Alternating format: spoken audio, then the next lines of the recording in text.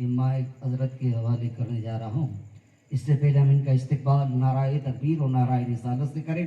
نعرہ تکبیر، نعرہ تکبیر، نعرہ رسالت، نعرہ رسالت، نعرہ حیدری، نعرہ حیدری. بابقار سادات کرام، علی وقار علماء کرام، مداحان خیر الانام، جملہ سامعین و سامعات، السلام علیکم ورحمۃ اللہ تعالی وبرکاتہ. الفاتحہ الی حضرت روح النبی الکریم علیہ التحیۃ والتسلیم.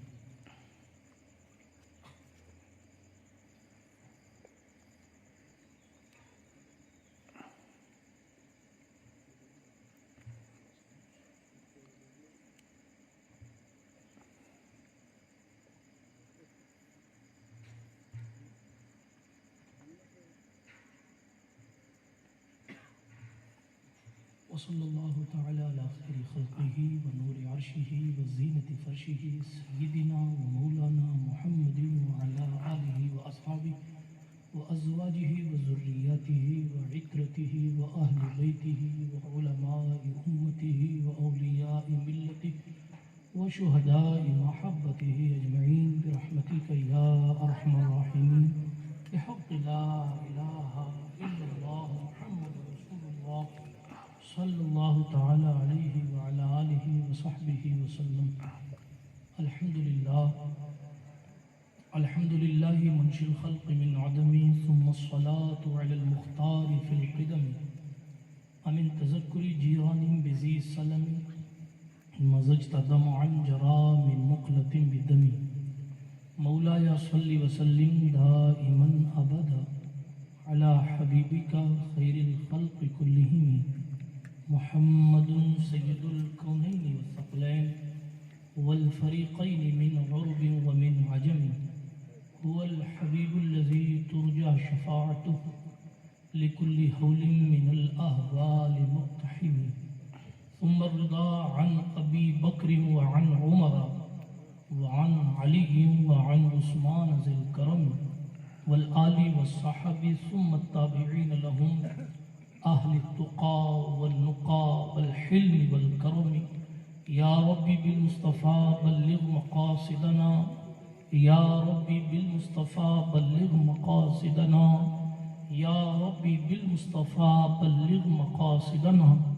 واغفر لنا واغفر لنا واغفر لنا ما مضى يا واسع الكرم. أما بعد فأعوذ بالله من الشيطان الرجيم. بسم الله الرحمن الرحيم. واتخذوا من مقام إبراهيم مصلى أو كما قال الله تعالى في القرآن الكريم. صدق الله العلي العظيم وصدق رسوله النبي الأمين المتين الأمي الكريم الرؤوف الرحيم. ونحن على ذلك لمن الشاهدين والشاكرين والآمنين والمطمئنين والحمد لله رب العالمين. ہم پہ احمد کا ہو سایہ، ہم پہ اشرف کا کرم، سیدی مختار اشرف با صفا کے واسطے. اے اشرف زمانہ، زمانہ مدد نما، درہائے بستراز کلید کرم کشا، سرورا شاہا کریمہ دستگیرہ اشرفا، حرمت روح پیمبر یک نظر کن سوئے ماں. معین الدین حسن عالم پناہ بسوئے ماں، غریباں یک نگاہ. پیر پیراں میرے میراں شاہ جیلاں غوث پاک، ایک نظر داری بر حال ماں پریشاں غوث پاک. لی خمسۃ نطفی بہا حر الوباء الحاطمہ، المصطفیٰ والمرتضیٰ وابناہما والفاطمہ. بکار خیش حیرانم اغثنی یا رسول اللہ، پریشانم پریشانم اغثنی یا رسول اللہ. ندانم جز تو ماوائے، ندارم جز تو مل جائے، توی خود ساز و سامانم اغثنی یا رسول اللہ. شاہ بیکس نوازی کن، طبیبہ چارہ سازی کن، مریض درد عصیانم اغثنی یا رسول اللہ. رضایت سائل بے پر توی سلطان لا تنہر شہا بحر عظیم خانم اغثنی یا رسول اللہ صلی اللہ تعالی علیہ وعلی آلہ وصحبہ وسلم. الہی خیر گردانی بحق مصطفیٰ و مرتضی و شاہ جیلانی و شاہ سمنانی. آئیے اس بابرکت محفل پاک میں کچھ کہنے سننے سے قبل اپنے اسلاف کے طریقے کے مطابق اپنی سستی کو بھگانے کے لیے، اپنے عشق رسالت کو بڑھانے کے لیے، اپنی بیداری کا اظہار کرنے کے لیے، اپنے محبوب کی بارگاہ میں اپنی حاضری لگانے کے لیے جی لگا کر سنی گھن گرج کے ساتھ درود شریف کا نذرانہ پیش فرمائیں. پڑھیں اللہم صلی علی سیدنا سیدنا مولانا محمد و اصحابہ بارک وسلم صلاۃ و سلام علیک یا رسول اللہ صلی اللہ علیہ وسلم. جميع الأهوال والآفات وتغطي لنا بها جميع الحاجات وتطهرنا بها من جميع السيئات وترفعنا بها عندك على الدرجات وتبلغنا بها أقصى الغايات من جميع الخيرات في الحياة وبعد الممات إنك قريب مجيب الدعوات وأنت على كل شيء قدير. اللہ سبحانہ وتعالیٰ کا کروڑوں احسان ہے کہ اس نے ہمیں اور آپ کو اس بابرکت محفل میں حاضر ہونے کی سعادت بخشی ہے. جیسا کہ آپ کو اور ہمیں پتہ ہے کہ اس محفل کا تعلق حضرت سید شفیع میاں باپو رحمۃ اللہ علیہ سے ہے.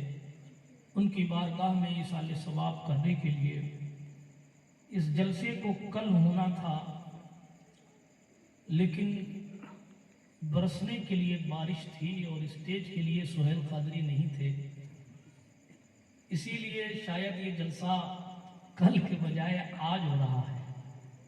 کل مجھے جیلانی باپو نے کہا کہ ایک دن رک جائیے، کل بارش نہیں ہوگی. شاید وہ گھڑی مقبول کی نہیں، یقیناً وہ گھڑی مقبولیت کی تھی. حالانکہ میں نے جواباً کہا کہ ہو سکتا ہے کہ ہو جائے، تو کہا نہیں انشاءاللہ کل نہیں ہوگی.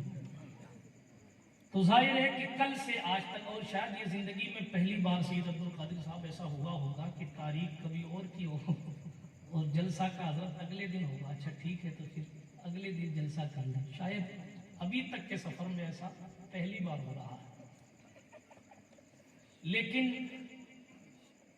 دوسری ایک چیز کہ پہلے دو جو خطابات میرے ہوئے، ظاہر ہے کہ وہ درگاہ شریف پہ ہوئے. آج لوکیشن چینج تھی تو میں نے سوچا کہ شاید وہ لوگ نہ ہوں یا لوگوں کی تعداد اس حد تک نہ پہنچے، مگر ڈھیور والوں آج آپ نے ثابت کر دیا کہ آپ کو جگہ سے لینا دینا نہیں ہے، بلکہ آپ کے دلوں میں واقعی اہل بیت کی محبت ہے. یہی محبت کا تقاضا ہے کہ کہاں بلایا جائے وہ نہیں دیکھا جاتا، کس نے بلایا ہے یہ دیکھا جاتا. سبحان اللہ سبحان اللہ. جو یہ دیکھتا ہے کہ محبت کے تقاضے کیا ہے وہ جبریل علیہ السلام کے طریقے پر ہوتا ہے، اور جو یہ دیکھتا ہے کہ صاحب یہ صحیح نہیں وہ صحیح نہیں، وہ ابلیس کی راہ پر گامزن ہو جاتا ہے. آپ سوچ رہے ہوں گے میں نے ایسا جملہ بڑا کیسے بول دیا، میں ہوائی فائرنگ کرنے والا مولوی نہیں ہوں. آپ پلٹ کر دیکھیں، قدرت نے ابلیس سے بھی کہا تھا سجدہ کرو، جبریل کی ٹیم سے بھی کہا تھا سجدہ کرو، مگر فرشتوں نے کہا مولا تجھے بھی سجدہ کریں گے، جس کو تو کہے گا اس کو بھی کریں گے. اور ابلیس نے کہا تھا مولا تجھے تو سجدہ کریں گے، کسی اور کو نہیں کریں گے. ایسا نہیں تھا کہ ابلیس سجدہ نہیں کرتا تھا. علماء سے پوچھئے اس کی عبادت اگر زمین پر پھیلائی جائے تو کوئی ذرہ ایسا نہیں ہوگا روئے زمین کا جو اس کی سجدہ گاہ سے خالی ہو جائے. ایسا نہیں کہ اس نے ہر جگہ جا کے سجدہ کیا. ہاں اس کی بھی وضاحت کر دوں. کئی لوگ بول جاتے ہیں کہ صاحب ہر روئے زمین پر ہر چپے میں اس نے سجدہ نہیں کیا. اس نے عبادت اتنی سال کی تھی، اتنے بعض روایت کے مطابق 6 کروڑ سال عبادت کی تھی.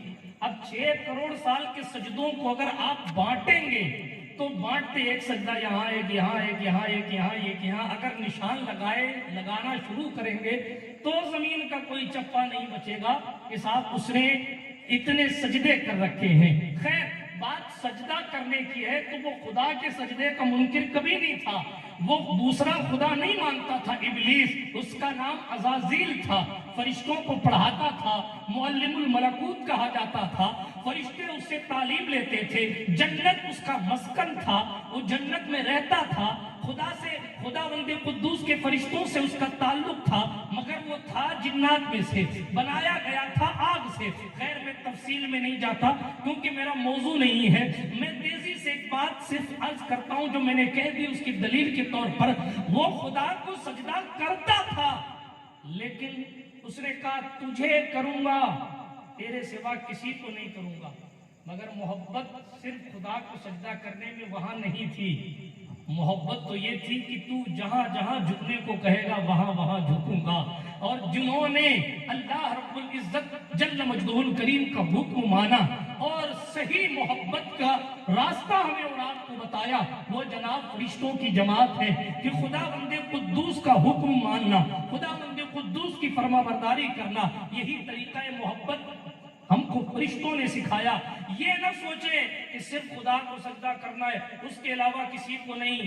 جبریل نے نہیں سوچا، اس کا مطلب یہ نہیں کہ ہم کہیں اور بھی سجدہ کر لیں۔ میں جو سمجھانا چاہ رہا ہوں اس کو سمجھنے کی کوشش کریں۔ قدرت نے کہا تھا تو کیا، یہ نہیں دیکھا کہ آدم کیا ہے۔ ابلیس نے کہا میں آگ سے بنا ہوں، یہ مٹی سے۔ جبریل نے نہیں کہا میں روشنی ہوں، یہ مٹی ہے، نہیں۔ کیوں؟ اس لیے کہ جبریل کو صرف یہ نظر آیا کہ اللہ نے فرمایا اور محبت اسی میں ہے کہ جو خدا کہے اس کو کرنا ہے۔ برادران ملت اسلامیہ، مثال کو آپ دوسری طرف لے کر نہ جائیے گا، میں فقط محبت کی بات بتا رہا ہوں۔ شریعت مصطفیٰ میں کسی غیر کو سجدہ کرنے کی اجازت نہیں ہے۔ اس وقت خدا نے کہا تھا تو کیا۔ یوسف علیہ السلام کی شریعت میں تعظیم کا سجدہ ہوتا تھا تو یعقوب علیہ السلام نے جناب یوسف کو سجدہ کیا، مگر ہماری اس امت میں محمد عربی صلی اللہ علیہ وسلم کے قانون میں سجدہ کرنے کی اجازت نہیں، تو ہمیں بھی کہیں اور سجدہ کرنے کی اجازت نہیں۔ اسی لیے ہم کہتے ہیں کہ سجدہ خدا کے سوا نہیں، لیکن وہاں بات محبت کے تقاضے کی تھی۔ جب محبوب کہے کہ یہ کرنا ہے تو پھر یہ نہیں دیکھا جاتا کہ وہ کام کیسا ہے۔ وہ جہاں کربلا جانا ہے تو جب محبوب نے کہا کہ کربلا جانا ہے تو یہ نہیں کہا کہ ساقی کوثر کا کربلا کے ریزداروں میں کیا کام ہے۔ جو جنت میں جانے والے لوگوں کو کوثر پلائیں گے وہ فرات کے کنارے پیاسے کیوں رہے، بلکہ صرف یہ دیکھا گیا محبوب نے کہا ہے کہ وہاں جانا ہے تو بس جانا۔ آپ نے حسینی ہونے کا حق ادا کرنے کی کوشش فرمائی، کہیں بھی بلایا گیا آپ تشریف لائے۔ اللہ آپ کی ہماری حاضری کو شرف قبولیت عطا فرمائے۔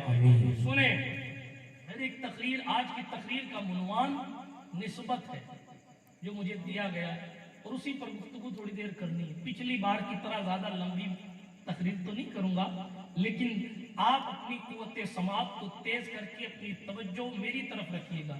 سب لوگ باحیات ہیں نا؟ باحیات مطلب سو تو نہیں رہے نا؟ ہاتھ اٹھا کر کہیں یا علی، یا علی۔ ماشاءاللہ، اللہ آپ کی زندہ دلی کو علی کے صدقے میں سلامت رکھے۔ ارے آمین تو کہہ دو، چندہ تھوڑی مانگنا۔ بیچارے چندہ مانگنے والے بھی کورونا کی وجہ سے 2 سال سے پریشان تھے، مدرسے بند پڑے، اداروں کی حالت دیگر گوں ہے۔ خیر یہ ایک موضوع ہے، اس پر پورا خطاب ہو سکتا ہے، مگر ایک جملہ کہہ کے آگے بڑھتا ہوں۔ یہ نہ سمجھیں، یہ نہ سوچیں کہ صاحب رمضان میں کوئی لینے نہیں آیا تو پھر مدرسے کو ختم کر دیا جائے۔ نہیں، ہماری اور آپ کی ذمہ داری یہ ہے کہ ہم اپنے حضور کے گھر کا خیال کریں۔ آگے بڑھتا ہوں تیزی کے ساتھ۔ کیا موضوع ہے؟ نسبت۔ نسبت کا فائدہ کیا ہے؟ نسبت یعنی تعلق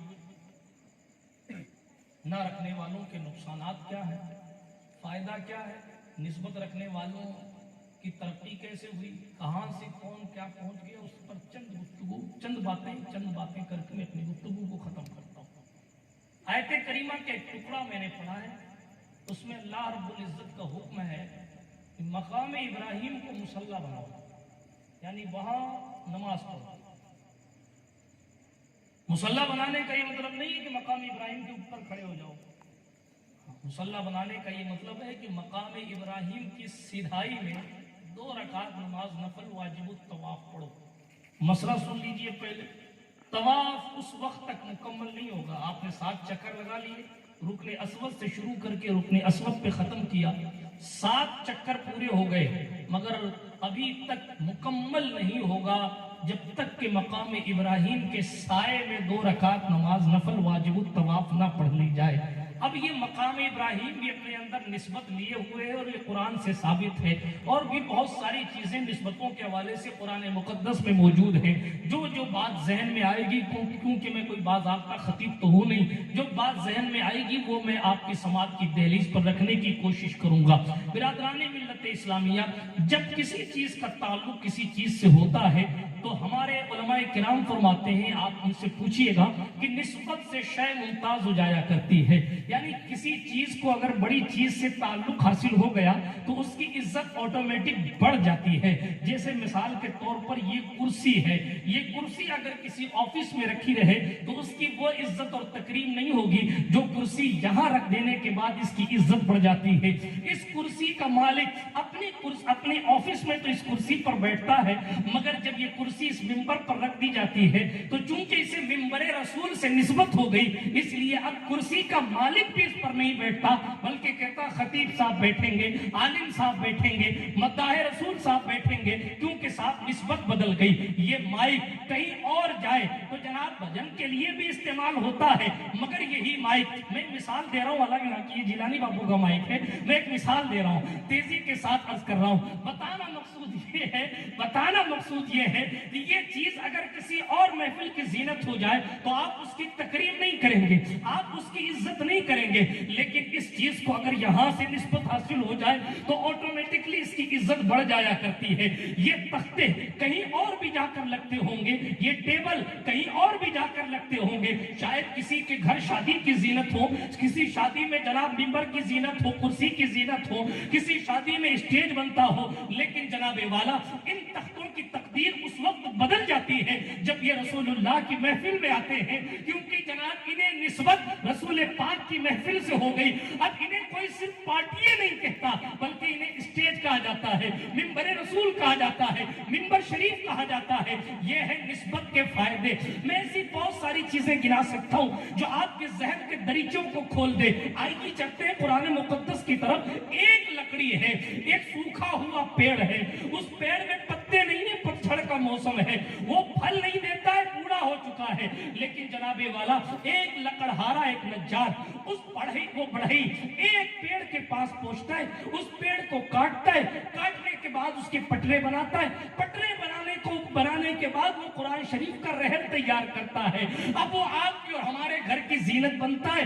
ہم اور آپ قرآن مقدس کو اس پاٹیے کے اوپر، اس رحل کے اوپر رکھتے ہیں۔ اب لوگ اس کو سوکھی ہوئی لکڑی نہیں کہتے، اب لوگ اس کو سوکھے ہوئے پیڑ کی لکڑی نہیں کہتے، اب اس کو رحل شریف کہتے ہیں۔ اب اس کا وقار بڑھ گیا، اب اس کی عزت بڑھ گئی۔ کل وہ جنگل میں تھا، پیڑ سوکھا تھا، کتا اس پر پیشاب کرتا ہوگا، مگر جناب اس کی صفائی کی گئی، اس کو تراشا گیا، بڑھئی نے اپنی کاریگری دکھائی، اور اس لکڑی کو اللہ کے کلام سے نسبت کیا حاصل ہوئی۔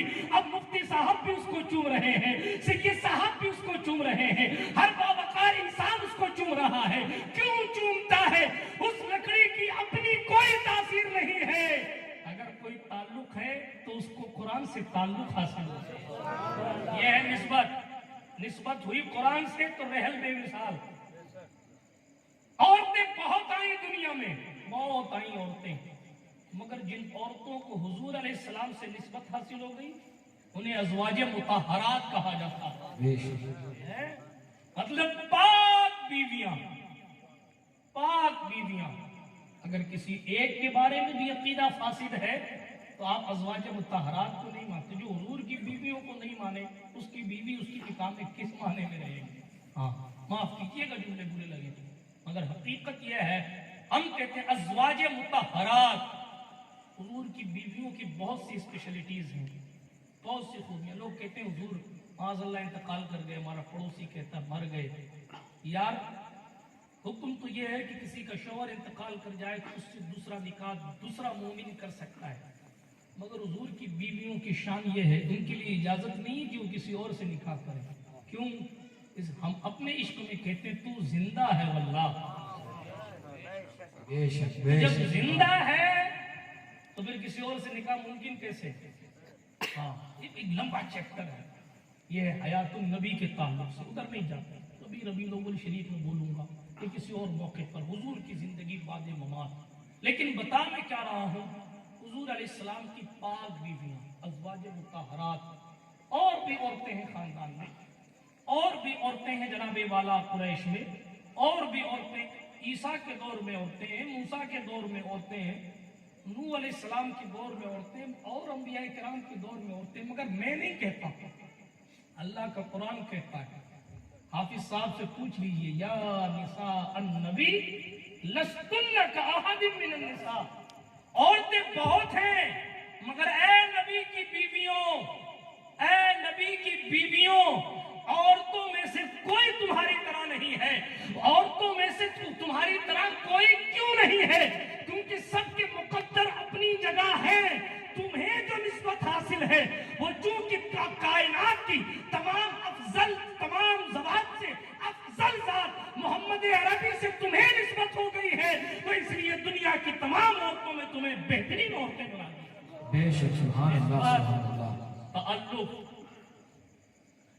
نسبت کے تقاضے بھی بہت ہوتے ہیں، وقت رہا تو میں پھر پلٹوں گا اس طرف، لیکن ابھی آگے چلتا ہوں۔ عورتیں بہت ہیں مگر حضور علیہ الصلوۃ والتسلیم سے کسی کو تعلق حاصل ہو جائے تو وہ عورتیں تمام عورتوں میں بے مثال، لوگ بہت ہیں، اور اللہ کا کلام بہت ہے، زبور بھی اللہ کا کلام، انجیل بھی اللہ کا کلام، توریت بھی اللہ کا کلام، صحیفے بھی اللہ کے کلام، ٹھیک ہے، لیکن قرآن سب سے افضل ہے نا بھائی؟ سمجھ میں بات آپ کو آ رہی ہے؟ کتنے لوگوں کو نہیں آ رہی ہے وہ ہاتھ اٹھائیں، چلیں۔ عرض یہ کر رہا تھا، قرآن ایک ایسی کتاب جو ہمارے اور آپ کے مصطفیٰ پر مضمون، توجہ رکھیں میرے پر، میں نے آپ کو جگانے کے لیے ایسا کرنا ہے، ہنسانے کے لیے یا ادھر ادھر توجہ پھیلانے کے لیے نہیں، میں صرف یہ چیک کرتا رہتا ہوں بیچ بیچ میں کہ آپ سن تو رہے، میری محنت برباد تو نہیں ہو رہی۔ اس کو کہتے ہیں ہماری زبان میں تمہید، ہاں؟ پہلے بنیاد مضبوط ہوگی نا تو بات آپ کو سمجھ میں اچھی سے آئے گی، اسی لیے میں تمہید کی باتیں تھوڑی سی کر رہا ہوں۔ عرض کیا کر رہا تھا، ابھی میں مقام ابراہیم کی طرف آؤں گا، ابھی میں آپ کو نسبت کی باتیں بتا رہا ہوں۔ قرآن مقدس اللہ کی کتاب ہے، زبور اللہ کی کتاب ہے، انجیل اللہ کی کتاب ہے، مگر کیا وجہ ہے کہ انجیل افضل نہیں، زبور افضل نہیں، توریت افضل نہیں، قرآن افضل ہے؟ وہ اس لیے کہ جناب والا قرآن اللہ کی کتاب ہے اور اس کو نسبت تمام نبیوں کے سردار سے ہے۔ جب تمام نبیوں کے سردار سے کتاب کو نسبت ہو گئی تو قرآن تمام کتابوں میں افضل، اس لیے کہ جس پر قرآن اترا ہے وہ تمام نبیوں میں افضل ہے۔ ہم اور آپ افضل کیوں ہوئے؟ اس لیے یہ نہیں کہ اس میں جناب والا بہت عبادت کرنے والے ہیں اس لیے امت محمدیہ افضل ہے، ایسا نہیں ہے کہ امت محمدیہ کا جو ہے وہ سیزن بڑا لمبا ہے اور کئی سالوں تک اس امت کو چلنا ہے اس لیے یہ امت افضل ہے، نہیں جناب والا، بات نسبت کی ہے، چونکہ یہ امت نسبت رکھتی ہے تمام نبیوں کے سردار سے، تو اس لیے فرمایا کنتم خیر امت اخرجت للناس تأمرون بالمعروف وتنہون عن المنکر وتؤمنون باللہ، اللہ پر ایمان رکھو، خود بھی بھلائی کرو، دوسروں کو بھی بھلائی کا حکم دو، خود بھی برائی سے رکو، دوسروں کو بھی خود بھی برائی سے رکو اور دوسروں کو بھی برائی سے روکو، تم بہترین امت ہو کیونکہ تمہیں مصطفیٰ سے تعلق حاصل ہے۔ سبحان اللہ۔ صحابہ حضرت موسیٰ کے بھی بہت ہیں، صحابہ سرکار نوح کے بھی ہیں، صحابہ سرکار عیسیٰ کے بھی ہیں، حوارین جن کو کہتے ہیں، لیکن وَكُلًّا وَعَدَ اللَّهُ الْحُسْنَى کا تاج، مطلب اللہ نے 1 2 3 4 5 نہیں، سارے صحابہ سے اچھائی کا وعدہ کیا، سارے صحابہ سے اچھائی کا وعدہ۔ اب اللہ تو وعدہ کر رہا اور بندہ کہتا ہے یہ ٹھیک نہیں ہے اور وہ ٹھیک نہیں ہے، آپ تھے، ڈیٹیل میں جانے کا وقت نہیں ہے، بس اتنا خیال رکھیں 1,24,000 کم و بیش جتنے حضور کے صحابی ہیں وہ سب ان کی جوتیاں ہمارے سروں پر ہیں، اس لیے نہیں کہ وہ کیا ہے، اس لیے کہ انہوں نے مصطفیٰ کو دیکھا ہے، اور صرف دیکھا نہیں ہے، دیکھا تو ابو جہل نے بھی تھا، انہوں نے دیکھ کر ان کے رسول ہونے کی گواہی بھی دی ہے۔ جب انہوں نے رسول ہونے کی گواہی دی تو جناب والا ان کی تکریم، ان کی تعظیم ہم پر اور آپ پر لازم و واجب ہے۔ برادران ملت اسلامیہ، جناب والا میں ابھی عصر کے بعد گیلانی باپو سے کہہ رہا تھا، کوئی گفتگو چلی تو میں نے یہ کہا کہ حضرت سوچنے کی بات تو یہ ہے، آج کی پشت بچوں یا آج اگلی پشت میں جناب والا لوگ فخر سے کہیں گے ہم نے عبدالرسول میاں قادری رحمۃ اللہ علیہ کو دیکھا ہے، اس کی اگلی پشت میں لوگ پوچھیں گے کہ صاحب کس نے دیکھا ہے، تو لوگ کہیں گے فلاں محلے میں ایک بزرگ رہتے ہیں انہوں نے حضرت کو دیکھا ہے، تو لوگ جائیں گے ان کے پاس اور فخر کے ساتھ کہیں گے یار دیکھو تو انہوں نے حضرت کو دیکھا ہے۔ کوئی ہمارے اور آپ کے گھر خاندان کے بزرگوں میں سے کسی سے ملاقات کر لے تو لوگ فخر سے کہتے ہیں کہ صاحب فلاں نے فلاں بزرگ کو دیکھا ہے۔ تو جس نے مصطفیٰ جان رحمت کے حسن پاک کو دیکھا ہو، وہ دہا جیسے رخسار کو دیکھا ہو، اس صحابہ کرام رضوان اللہ علیہم اجمعین کی باتیں کہاں تک کی جا سکتی ہیں؟ ہم تو حضور کی نالین کا عکس بھی اپنے سر کا تاج بناتے ہیں اور کہتے ہیں جو سر پہ رکھنے کو مل جائے نالے پاک حضور تو کہیں گے کہ تاجدار ہم بھی ہیں۔ جب ہم اہل سنت حضور کے شہر کے کنکروں کا بھی احترام کرتے ہیں، حضور کے شہر کے جانوروں کا بھی احترام کرتے ہیں، تو پھر مصطفیٰ جان رحمت علیہ الصلوۃ والتسلیم کے ساتھیوں کے مقام کی بات تو بہت بلند و بالا ہے۔ خیر میں نے فضیلت صحابہ پر تقریر نہیں کرنی، میں صرف اتنا کہہ رہا ہوں ساتھی اور بھی نبیوں کے تھے مگر جناب والا جانثاروں کی شان اور تھی۔ موسیٰ کے ساتھیوں کا معاملہ یہ ہے من و سلوہ آتا ہے، جنت سے کھانا آتا ہے، کھاتے ہیں۔ موسیٰ علیہ السلام انہیں بنی اسرائیل سے بچاتے ہیں، موسیٰ علیہ السلام ان کے لیے راستہ بناتے ہیں پانی میں، سمندر میں۔ جناب والا آپ سنیں قرآن کی تفسیر میں لکھا ہے موسیٰ علیہ السلام ان کے لیے سمندر میں راستے بناتے ہیں، موسیٰ علیہ السلام ان کے لیے سمندر میں پانی کی دیواریں بناتے ہیں، موسیٰ علیہ السلام ان کے لیے پانی کی دیواروں میں جناب والا کھڑکیاں بنا روشن دان بناتے ہیں، موسیٰ علیہ السلام ان کے لیے پتھروں سے پانی نکالتے ہیں۔ موسیٰ نے ان کے لیے کیا کیا نہیں کیا، مگر جب موسیٰ نے کہا اپنے ساتھیوں سے چلو قوم عمالقہ سے لڑتے ہیں تو پوچھو حافظ صاحب سے، انہوں نے کہا فَاذْهَبْ أَنْتَ وَرَبُّكَ فَقَاتِلَا إِنَّا هَاهُنَا قَاعِدُونَ، آپ اور آپ کا رب جائے ہم تو یہاں بیٹھے۔ جنت کا محل کھانے والے کہہ رہے آپ اور آپ کا رب جا کے قتال کرو ہم تو یہاں بیٹھے رہیں گے۔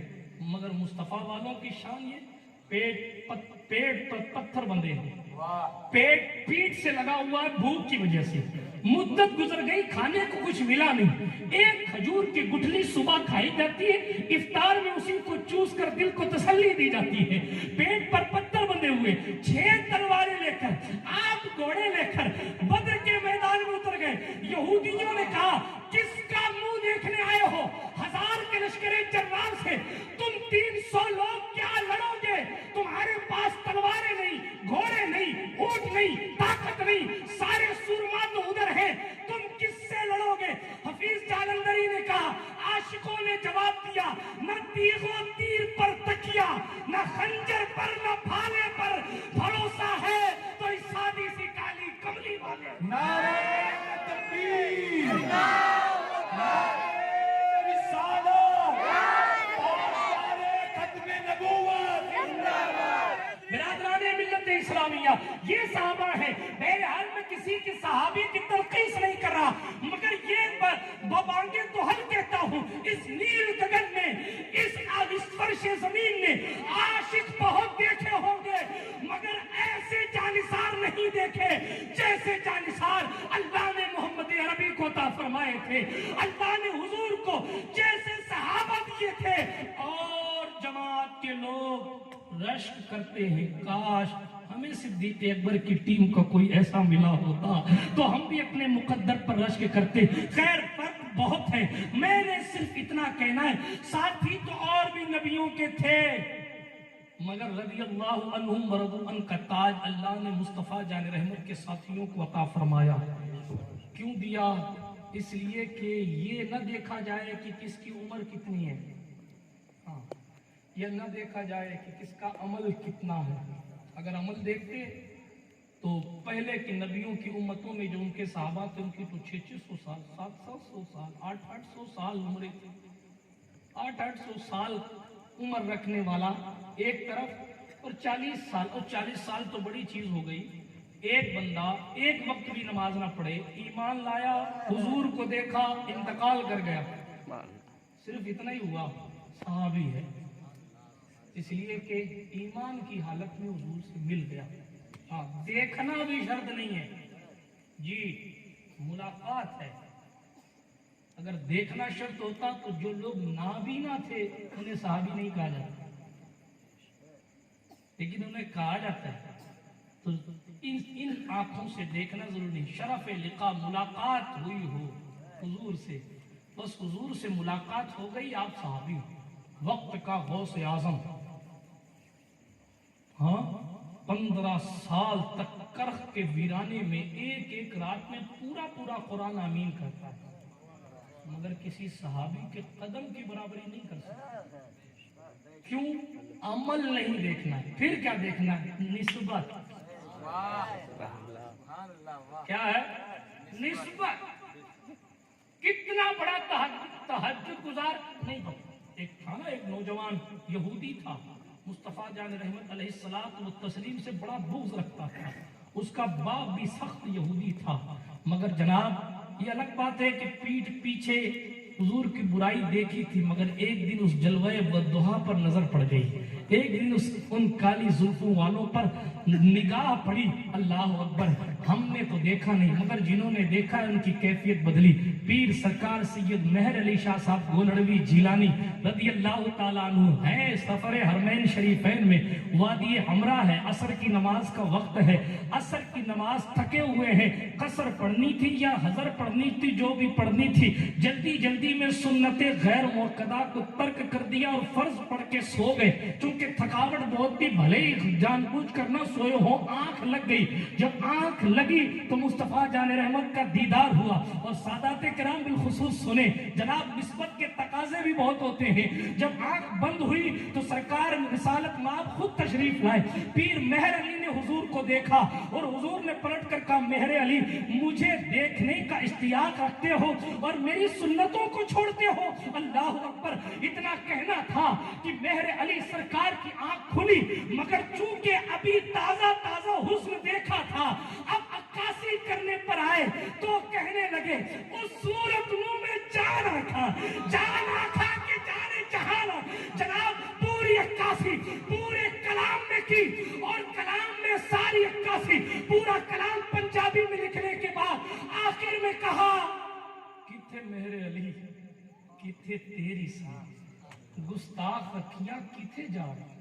ہاں، یہ پورا کلام آج سکھ متران دی ودیری یہ اس پس منظر میں لکھا ہوا ہے. حضور کو دیکھ کے لکھا ہے، حضور کو دیکھ کے لکھا ہے. بعض لوگ ایسے ہوتے ہیں جو حضور کا تصور کر کے لکھتے ہیں، بعض ایسے ہوتے ہیں جو حضور کو دیکھ کے لکھتے ہیں. حضور کو دیکھ کے لکھنے والے حسان ابن ثابت دیکھتے ہیں تو کہتے ہیں، وَأَحْسَنُ مِنْكَ لَمْ تَرَ قَطُّ عَيْنِي وَأَجْمَلُ مِنْكَ لَمْ تَلِدِ النِّسَاءُ. حضور کو دیکھ کے لکھنے والے جناب والا لکھنے پر بہت کچھ لکھا. میں سادی کو پڑھوں گا تو بلغ العلا بکمالہ، کشف الدجا بجمالہ، حسنت جمیع خصالہ، صلو علیہ وآلہ. کبھی آپ جامی کو پڑھیں گے، تنم فرسود جا پارا سے ہجرہ یا رسول اللہ. آپ پڑھیں گے میرے علی کو تو کہیں گے، کیوں دلڑی اداس گھنیری ہے، آخر کیا وجہ ہے؟ دیکھنے والے دیکھتے ہیں تو جناب اپنی آنکھوں سے تو نہیں، اپنے دل سے بھی اگر کسی نے دیکھ لیا تو پھر اس صورت مبارک کی عکاسی کرنے کے لیے قلم اٹھاتے ہیں، اور پھر حضور علیہ الصلوۃ والتسلیم کے حسن کی عکاسی کرتے. لمبی داستان ہے، حسن مصطفیٰ پر بات چلے گی، بات لمبی ہوگی. میں ابھی صرف اتنا بتاتا ہوں، نسبت. ہاں، نسبت. صحابی حضور علیہ الصلوۃ والتسلیم سے پہلے دشمنی ہے، یہودیوں کے گھرانے سے تعلق ہے. حضور علیہ الصلوۃ والتسلیم کا چہرے انور ایک مرتبہ بازار میں دیکھ لیا، جو انہیں دیکھ لے وہ ان کا ہو جاتا. دیکھ لیا، صاف دل سے دیکھا. ہاں، دیکھنے میں بھی جناب دل کا صاف ہونا ضروری ہے. دل صاف نہیں ہے تو بیڑے غرق ہے، چاہے وہ کوئی ممبر کی زینت ہو یا جناب مسجد کی زینت ہو، دل کی صفائی ضروری۔ قرآن نے کہا قد افلح من تزکا، کامیابی چاہتے ہو تو دل صاف، دل صاف نہیں تو پھر کچھ نہیں، ٹھیک ہے؟ ابو جہل یہ تیری قسمت، میں خانے میں تھا محروم رہا، اور گھر بیٹھے ہوئے سے کرنی نے پی عشق نبی کا جام، یہ مقدر کی بات ہے۔ ابو لہب پڑوسی تھا مگر اس کی بیوی حضور کے قدم میں کانٹے بچھاتی تھی، اویس نے کبھی ملاقات نہیں کی مگر مصطفیٰ اس کے لیے دعائیں کرتے تھے۔ ایک دن حضرت عمر فاروق اعظم رضی اللہ تعالی عنہ نے قرن سے آنے والے، یمن سے آنے والے لوگوں کو الگ کیا، فلاں سے آنے والے لوگوں کو الگ کیا، الگ کرتے کرتے جب قرن والے بچے تو ان سے پوچھا تم میں سے کوئی اویس کو جانتا ہے؟ کون پوچھ رہا ہے؟ عادل الاصحاب عمر بن خطاب۔ کون پوچھ رہا ہے؟ امیر المؤمنین کا لقب جس کے لیے سب سے پہلے استعمال ہوا۔ کون پوچھ رہا ہے؟ جس نے مقام ابراہیم کو آج جس جگہ ہے اس جگہ نصب کیا۔ کون پوچھ رہا ہے؟ جو مشورے دیتا تو قرآن کی آیت نازل ہو جاتی تھی۔ یہ عمر بن خطاب ہے، وہ عمر جس کی آدا پہ شیدا سکر، اس خدا دوست حضرت پہ لاکھوں سلام۔ میں پھر کبھی عمر بن خطاب پر بولوں گا، ابھی میں صرف اتنا کہتا ہوں، امیر المومنین عمر بن خطاب پوچھ رہے ہیں تم میں کوئی اویس کو جانتا ہے؟ تو ایک بندہ ہوشیار کھڑا ہو، اس نے کہا حضرت ایک دیوانہ ہے ہمارے یہاں۔ آپ امیر المومنین، اس دیوانے سے کیا تعلق؟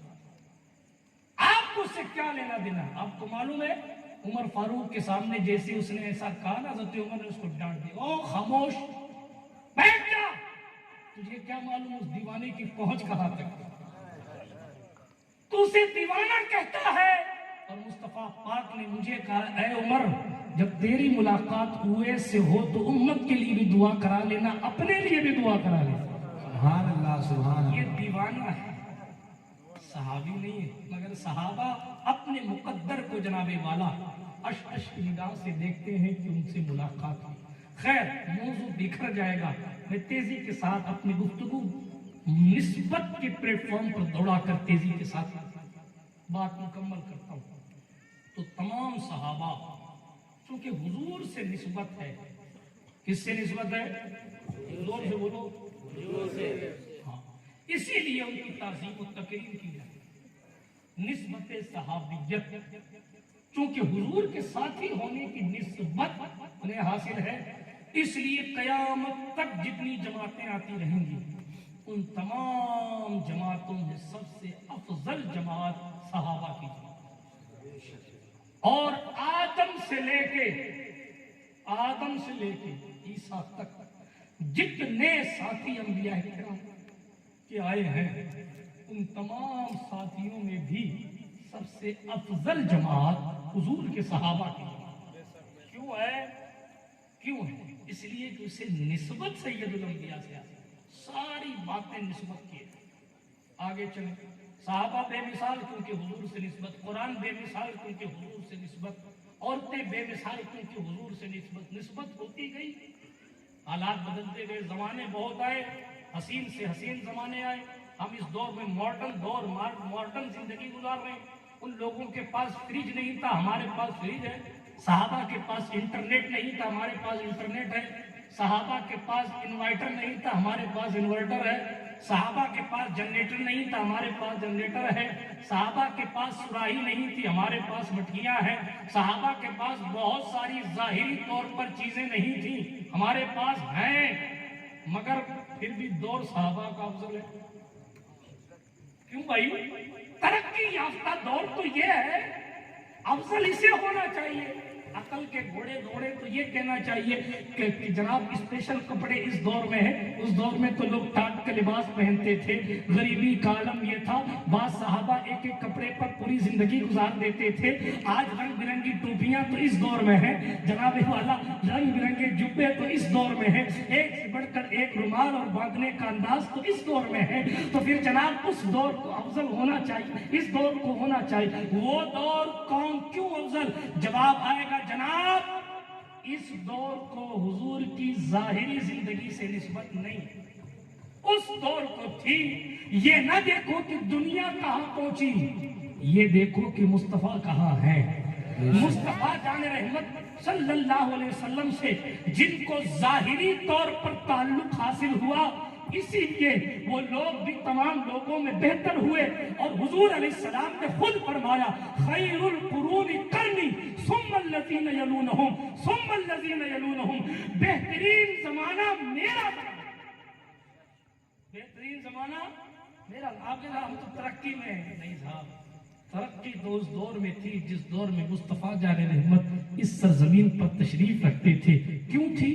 آج تو سورج پر پہنچنے کے لیے لوگ محنتیں کرتے ہیں، چاند پر پہنچنے کے لیے لوگ محنتیں کرتے ہیں، مگر جب سیدہ آمنہ کا دلارا اس روئے زمین پر تشریف رکھتا تھا تو چاند بھی اٹکھیلیاں لیتے ہوئے روزانہ فخر کے ساتھ نکلتا تھا کہ جناب آدم سے لے کے آج تک، بلکہ آدم سے پہلے سے لے کے آج تک جس کی آمد کا انتظار تھا، اب اس کے رخ والضحیٰ کو دیکھنے کا موقع اب مل رہا ہے۔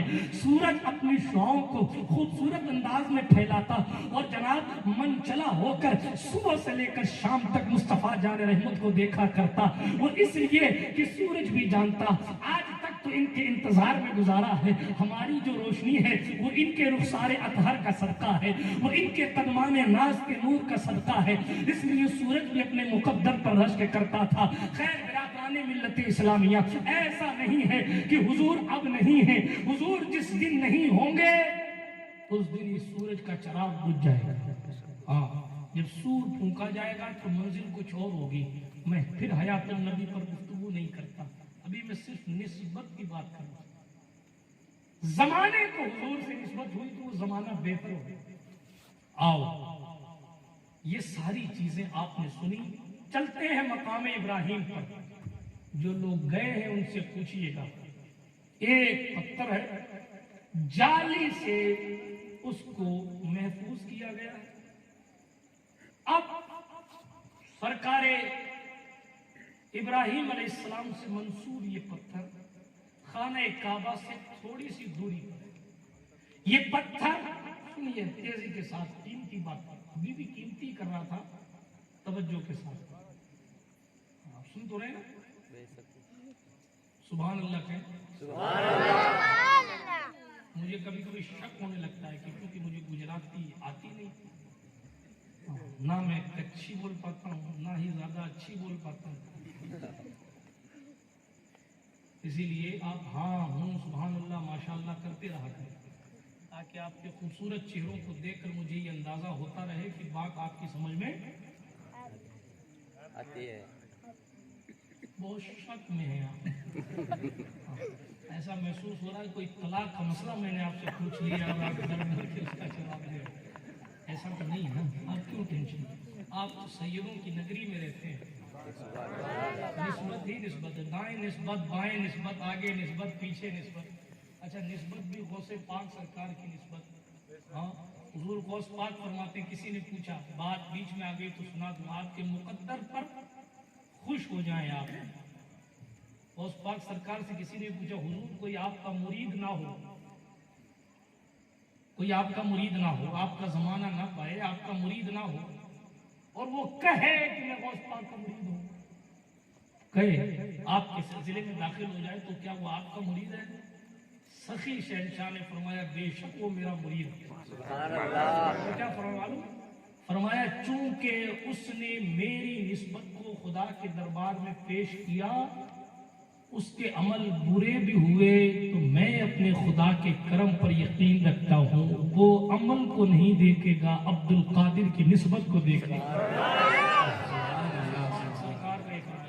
مطلب اس کا مطلب یہ بھی نہیں کہ آدمی بے عمل ہو جائے، کیونکہ یہی غوث پاک کے فرماتے ہیں جو شخص بے نمازی ہے میں عبد القادر جیلانی اس کو مسلمانوں کے قبرستان میں بھی دفن کرنے کی اجازت نہیں دیتا۔ ہاں یہ بھی بات ہے، ہنسنے کی بات نہیں، غور کرنے کا مقام ہے۔ اے شہادت گہے الفت میں قدم رکھنا، لوگ آسان سمجھتے ہیں مسلمان ہونا، ایسا تو نہیں ہے لوڈو کھیلتے کھیلتے ہی جنت میں چلے جاؤ گے، ہاں ایسا تو نہیں کہ وہ تین پتی کھیلتے کھیلتے جوا کھیلتے، آن لائن جوا کھیل رہے ہیں، آن لائن آرام خور ہو رہا ہے، ہنسنے کی بات نہیں ہے، ہنسنے کی بات نہیں۔ کس پہ؟ میں یو پی کے مکھیہ منتری کے ٹکلے کی برائی تھوڑی کر رہا ہوں تو آپ ہنس رہے ہیں، میں جناب والا بات کر رہا ہوں اپنی قوم کے مقام کی. حالات کیا ہوئے؟ لوگ سمجھتے ہیں صبح سے شام فجر پڑھی نہیں پڑھی، زور پڑھی نہیں پڑھی، اثر پڑھی نہیں پڑھی. کینڈی کرش میں نے کئی لیول پار کر لی. جنت چلے جائے، جنت مل جائے، عمرے کا ثواب ملے گا. آن لائن جوا کھیل لو لوگ، جبکہ ایڈورٹائز کرنے والے خود کہہ رہے ہیں فقیر ہو جاؤ گے. جوخم ہے، جوخم ہے، مال برباد ہو جائے. ارے یار مال بھی برباد ہو رہا ہے، اعمال بھی برباد ہو رہے ہیں. اللہ کے رسول علیہ السلام نے فرمایا 1 روپیہ حرام کا کھا کر اگر کوئی مر گیا، اگر 1 روپیہ حرام کا کھا کر کوئی مر گیا، میں محمد عربی اس کی سفارش نہیں کروں گا، اس کا ٹھکانہ جہنم. یہ حضور کا فرمان صلی اللہ علیہ وسلم. اس لیے عمل کی طرف بھی توجہ کریں. جتنی بڑی نسبتیں ہوتی ہیں، نسبتوں کے تقاضے بھی اتنے زیادہ بڑھ جایا کرتے ہیں. یاد رکھیے گا، تیزی کے ساتھ چلیں. ابھی آپ نے ازواج مطہرات کی بات سنی. قرآن نے یہ بھی کہا ہے کہ سنیں، اگر عام عورتوں سے ان کے قدم پھسلتے ہیں تو انہیں 1 بار سزا دی جائے گی، لیکن آپ کی جانب سے اگر کوئی بات بھی خلاف شرع ہوتی ہے تو آپ کو ڈبل عذاب دیا جائے گا. قرآن 21ویں پارے کی آخری آیت کا حصہ یضاعف لہ العذاب ضعفین. کیوں جناب والا؟ اس لیے کہ نسبت تمہاری بڑی ہے تو پھر جناب جن کے رتبے ہیں سوا، ان کو سوا مشکل ہے. منزل عشق میں تسلیم و رضا مشکل ہے. عرض یہ کر رہا تھا میں بات مقام ابراہیم کی کر دوں. جہاں سے بولنا چاہتا تھا وہاں سے بولوں اور تیزی کے ساتھ ختم کروں. بات چل رہی تھی سرکار ابراہیم خلیل اللہ کی. یہ ہے مقام ابراہیم. مقام ابراہیم ہے کیا؟ ایک پتھر ہے. کیا ہے؟ بولتے رہو. پتھر. پتھر کو کیا کہتے ہیں آپ لوگ؟ بہرحال ہمارے جو بھی کہتے ہو پتھر، سمجھ گئے نا آپ؟ میرا مقصد آپ کو سمجھانا ہے. پتھر جنت سے آیا ہوا پتھر. بولو سبحان اللہ. سبحان اللہ. کوئی چیز جنت سے آ رہی ہے اور آپ سبحان اللہ ہی نہیں کہہ رہے. جنت سے آیا ہوا پتھر ہے. روایات کے مطابق جیسے چمکتے ہوئے پتھر آپ دیکھتے ہیں نا، یاقوت، لولو و مرجان، ایسا یہ پتھر تھا. ملا کیسے؟ تھوڑی سی پیچھے کی تاریخ میں چلیں. خانہ کعبہ بنانے کا حکم سرکار ابراہیم خلیل کو ہوا. اے ابراہیم میرا گھر بناؤ. ان اول بیت وضع للناس، پہلا گھر جو لوگوں کے لیے تعمیر کیا گیا وہ شہر مکہ میں ہے، جس کو ہم اور آپ بیت اللہ کہتے ہیں، کعبہ شریف کہتے ہیں. ٹھیک ہے. حضرت ابراہیم خلیل اللہ نے اس کی تعمیر شروع کی اپنے بیٹے حضرت اسماعیل ذبیح اللہ کے ساتھ. ڈیٹیل میں جانے کا وقت نہیں ہے، تیزی کے ساتھ سناتا ہوں. حضرت ابراہیم خلیل اللہ جب کعبے کی دیوار بنانے لگے تو اس وقت اس پتھر کو استعمال کیا. اس پتھر کو جس کو آپ اور ہم مقام ابراہیم کہتے ہیں. جب ان کو ضرورت پیش آئی کہ آپ گھوڑے کا استعمال کرتے ہیں، سیڑھی کا استعمال کرتے ہیں، سیڑھی تو تھی نہیں اس دور میں، تو کعبے کی دیوار اونچی ہو تو پھر اوپر اٹھ کر دیوار، دائرے کی دیوار جیسے جیسے اونچی ہوگی ویسے ویسے آدمی کو بھی اونچا ہونا پڑے گا. تو وہ پتھر تھا جس پتھر پر کھڑے ہو کر، مقام ابراہیم پر کھڑے ہو کر حضرت سرکار ابراہیم نے کعبے کی دیوار کو بنایا. پتھر ملا کیسے؟ حضرت اسماعیل سے حضرت ابراہیم خلیل نے کہا جاؤ پتھر اٹھا کے لاؤ. حضرت اسماعیل پتھر اٹھا کے لاتے تھے. فرمایا ایک ایسا پتھر اٹھا کے لاؤ جس پر کھڑے ہو کر میں یہ دیوار تعمیر کروں. حرم کعبہ سے تھوڑی سی دوری پر ایک پہاڑ ہے، جبل ابو قبیس. کہا جاتا ہے کہ دنیا کا پہلا پہاڑ. زیادہ جانکاری آپ سہیل باپو سے لے لیجیے گا، اس لیے کہ ٹور پہ تشریف لے جاتے رہتے ہیں حرم شریف کے. تو جبل ابو قبیس ہم بھی ان کے ساتھ ہی گئے تھے الحمدللہ، انہیں کے پیچھے پیچھے. جبل ابو قبیس، اس پہاڑی پر سرکار اسماعیل ذبیح اللہ پہنچے پتھر تلاش کرنے کے لیے کہ کوئی ایسا پتھر لاؤں کہ والد صاحب اس پر کھڑے ہو جائیں اور کعبے کی دیوار. وہاں ان کو جبریل علیہ السلام مل گئے. جبریل سے ملاقات اتنی چھوٹی سی چیز سمجھے، زور سے بولو سبحان اللہ. حضرت اسماعیل علیہ علیہ السلام کی ملاقات جناب جبریل امین سے ہوئی. حضرت جبریل امین نے کہا چلو کس لیے آئے ہو اسماعیل؟ کہا اس لیے پتھر تلاش کرنے کے لیے آیا ہوں, پتھر چاہیے. سرکار جبریل امین نے کہا چلو میں اس جنتی پتھر کی طرف تمہاری رہنمائی کرتا ہوں. نوح علیہ السلام کے دور میں طوفان سے حفاظت کے لیے جس پہاڑی کے اندر دفنا دیا گیا تھا, محفوظ کر دیا گیا تھا, یہ پتھر تو آدم اپنے ساتھ جنت سے لائے تھے, مگر اس پتھر کا وقت ابھی تک نہیں آیا. قدرت ابراہیم کی پیدائش کا انتظار کر رہی تھی. وہ اس لیے کر رہی تھی کیونکہ اللہ جانتا ہے کہ ابراہیم کعبہ بنائیں گے, میرا گھر بنائیں گے, اور جب میرا گھر بنایا جائے گا تو میں پوچھوں گا ابراہیم مزدوری میں تجھے کیا چاہیے؟ تو ابراہیم کہیں گے اے میرے اللہ, اے میرے پروردگار, اے میرے معبود, ربنا وابعث فیہم رسولا. وہ جو خاتم النبیین ہے, وہ جو سید الانبیاء والمرسلین ہے, وہ جس کا ذکر آدم کرتے ہیں, وہ جسے نوح بھی یاد کرتے ہیں, جو جناب آدم کی توبہ قبولیت میں جس کا نام کام آیا, نوح کی کشتی جس کے نام سے کنارے پر لگی, شیش جس کے نام کا وظیفہ کرتے ہیں, جنت کے پتوں پر جس کا نام لکھا ہے, وہ نبیوں کا امام میری اولاد میں پیدا کر دینا. یہ دعا ابراہیم کریں گے.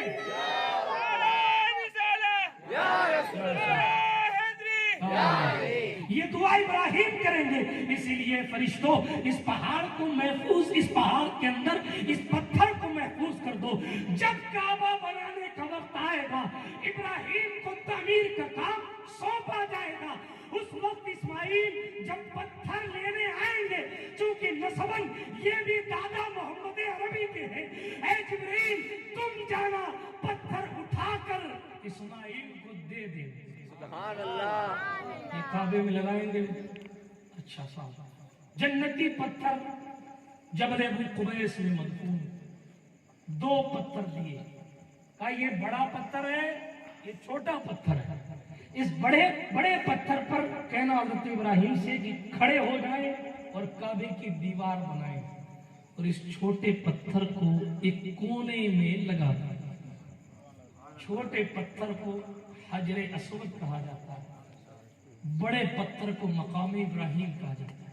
حدیث شریف میں آیا یہ اتنے چمکتے ہوئے تھے کہ حضرت ابراہیم نے علیہ السلام جب خانہ کعبہ کی دیوار میں حجر اسود کو لگایا تو حجر اسود کی روشنی دور تک گئی. جہاں تک حجر اسود کی روشنی گئی وہاں تک حرم کی حدود کہلائی گئی, اور اس حدود کے اندر شکار کرنا حرام ٹھہرایا گیا. داستان لمبی ہے, میں اور گہرائی میں جاؤں گا. بہت چمکتے ہوئے پتھر تھے, گناہ گاروں کے گناہوں کو جذب کرنے کی وجہ سے کالے ہو گئے. خیر, ایک پتھر حجر اسود, ایک پتھر مقام ابراہیم. اس بڑے پتھر کو لا کر حضرت ابراہیم خلیل اللہ کے قدموں کے نیچے رکھا گیا. حضرت اسماعیل ذبیح اللہ نے ساری داستان بتائی. سرکار ابراہیم خلیل اللہ نے کعبے کی تعمیر آگے بڑھائی. اس پتھر کی خصوصیت کیا تھی؟ ابراہیم علیہ السلام کو اوپر جانا ہوتا تو وہ پتھر اوپر لے کے چلا جاتا, نیچے آنا ہوتا تو وہ پتھر نیچے لے آتا. ایک مرتبہ آپ کو اپنا سر دھلوانا تھا, پتھر پر کھڑے تھے, سر دھلوانا تھا, اس پتھر کے اوپر ابراہیم خلیل کھڑے ہیں. ایسا نہیں کہ اس نے صرف ایک ہی بار کام کیا. دوسرے مقام حضرت علامہ مفتی احمد یار خان صاحب نعیمی بدایونی اشرفی نے تفسیر نعیمی میں اس روایت کو نقل کیا. حوالہ دے دوں ورنہ آپ سوچیں کہ کوئی ویڈیو سن کے یا یوں پھینک رہے ہیں. سنیے توجہ کے ساتھ. حضرت سرکار ابراہیم خلیل اللہ کو ایک بار سر دھلانا ہوا نا, تو وہ جناب والا سر دھلانے کے لیے وہ جھکے, وہ پتھر آٹومیٹک نیچے آ گیا.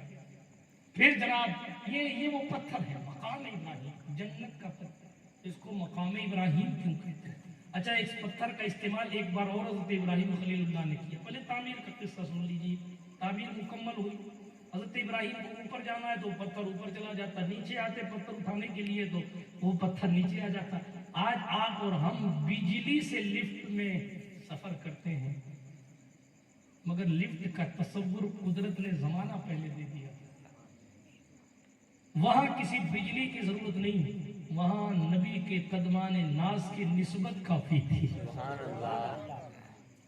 اللہ نے یہ نہیں فرمایا قرآن میں کہ جنت کا پتھر ہے اس لیے تعظیم کرو. قرآن نے فرمایا کہ ہماری نشانی ہے کیونکہ ابراہیم اس پر کھڑے ہوئے، مقام ابراہیم ہے یہ۔ خیر، خانہ کعبہ کی تعمیر مکمل ہوئی۔ جب تعمیر خانہ کعبہ مکمل ہوئی، اللہ رب العزت کے نبی جناب ابراہیم خلیل نے کہا، اے اللہ اس بے آب و گیا وادی میں کون آئے گا، کون تیرے گھر کا طواف کرے گا؟ اللہ نے فرمایا، ابراہیم بلانا تمہارا کام ہے، بھیجنا ہمارا کام ہے۔ اس پتھر کو لے کر سرکار ابراہیم خلیل اللہ پھر پہاڑ پر گئے، جبل ابو قبیس میں گئے، اس پتھر کو وہاں رکھا اور اس پر کھڑے ہو گئے اور وہیں سے آواز لگانی شروع کر دی۔ قرآن نے، اس قرآن مقدس نے فرمایا، وَأَذِّنْ فِي النَّاسِ بِالْحَجِّ يَأْتُوكَ رِجَالًا۔ بہرحال تفسیر میں جانے کا وقت نہیں ہے۔ سرکار ابراہیم خلیل اللہ نے کہا، یہاں تو میرے پریوار کے سوا کوئی ہے نہیں، کون آئے گا، کون طواف کرے گا، کون یہاں آئے گا؟ اللہ نے فرمایا، بلانا تمہارا کام ہے۔ لوگ آئیں گے، کمزور اونٹنیوں پر بیٹھ کر بھی آئیں گے، سواریاں نہیں ملیں گی تو بھی آئیں گے، مگر آئیں گے، تم بلاؤ۔ حضرت ابراہیم جبل ابو قبیس پر پہنچے، وہاں انہوں نے پتھر رکھا، اسی پتھر کے اوپر کھڑے ہوئے لوگوں کو آواز دی۔ میں نہیں کہتا، مفسرین نے لکھا ہے اس وقت ابراہیم خلیل اللہ نے جو آواز دی تھی، سوال یہ پیدا ہوتا ہے کہ آج حاجی جب کعبۃ اللہ کو دیکھتا ہے تو کہتا لبیک اللہم لبیک، اے اللہ میں حاضر ہوں، اے اللہ میں حاضر ہوں۔ یار بلایا کس نے ہے اور کب بلایا ہے کہ تو آ کے کہتا ہے میں حاضر ہوں؟ تو مفسر جواب دیں گے، ہزاروں سال پہلے ابراہیم خلیل نے کعبہ بنا کر بلایا تھا اور قدرت نے کہا تھا، اے ابراہیم بلانا تمہارا کام ہے اور ہمارا کام یہاں تک پہنچانا ہے۔ حضرت ابراہیم خلیل اللہ نے بلایا تھا، اسی لیے جب حاجی جاتا ہے تو کہتا ہے بلایا تو ہزاروں سال پہلے تھا، اللہ میں حاضر ہوں، میں حاضر ہوں، اسی لیے لبیک پڑھا جاتا ہے، اسی لیے لبیک۔ اور دوسری بات مفسرین لکھتے ہیں، جتنی روحوں نے، کیا توجہ ہے آپ کی؟ ہاں، اور کوئی اپنے باپ کی پیٹھ میں تھا، اور اپنے باپ کے باپ کے باپ کے باپ کے باپ کے پیٹھ میں تھا، کتنی بھی پیچھے رہا، جس کی روح نے لبیک کہا اسی کو حج کرنا نصیب ہوگا۔ جس کی روح نے لبیک نہیں کہا اس کے مقدر میں حج نہیں ہے۔ تو جتنی بار کہا اتنی بار حج کرنا اس کا مقدر۔ بلایا ہزاروں سال پہلے تھا، جا بندہ ہزاروں سال بعد رہا ہے، مگر لبیک کہتا ہوا جا رہا۔ مولا زمانہ پہلے، صدیوں پہلے میری روح نے لبیک کہا تھا، آج میں جسم کے ساتھ لبیک کہنے آ گیا ہوں۔ برادران ملت اسلامیہ، یہ حج کا موقع ہے، میں پھر کبھی اس پر بیان کروں گا۔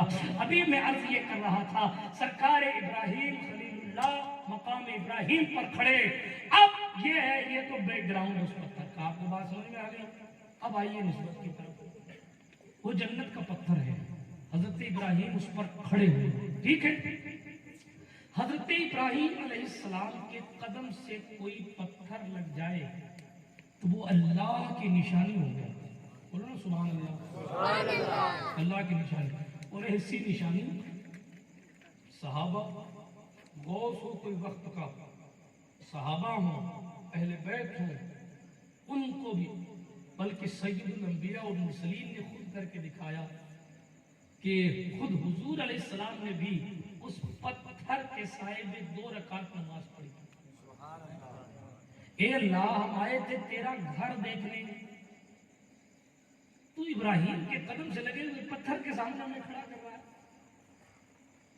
سبحان اللہ، ہم آئے تھے تیرے گھر کی زیارت کرنے کے لیے، مگر اے اللہ تو نے تو ہمیں اس پتھر کے سامنے کھڑا کر دیا۔ اسلام پتھروں سے دور کرتا ہے تو پھر اس پتھر کی توقیر کیوں باقی رکھی؟ جناب اس لیے تاکہ پتا چلے کہ نبی کے قدم کی برکت کیا ہو۔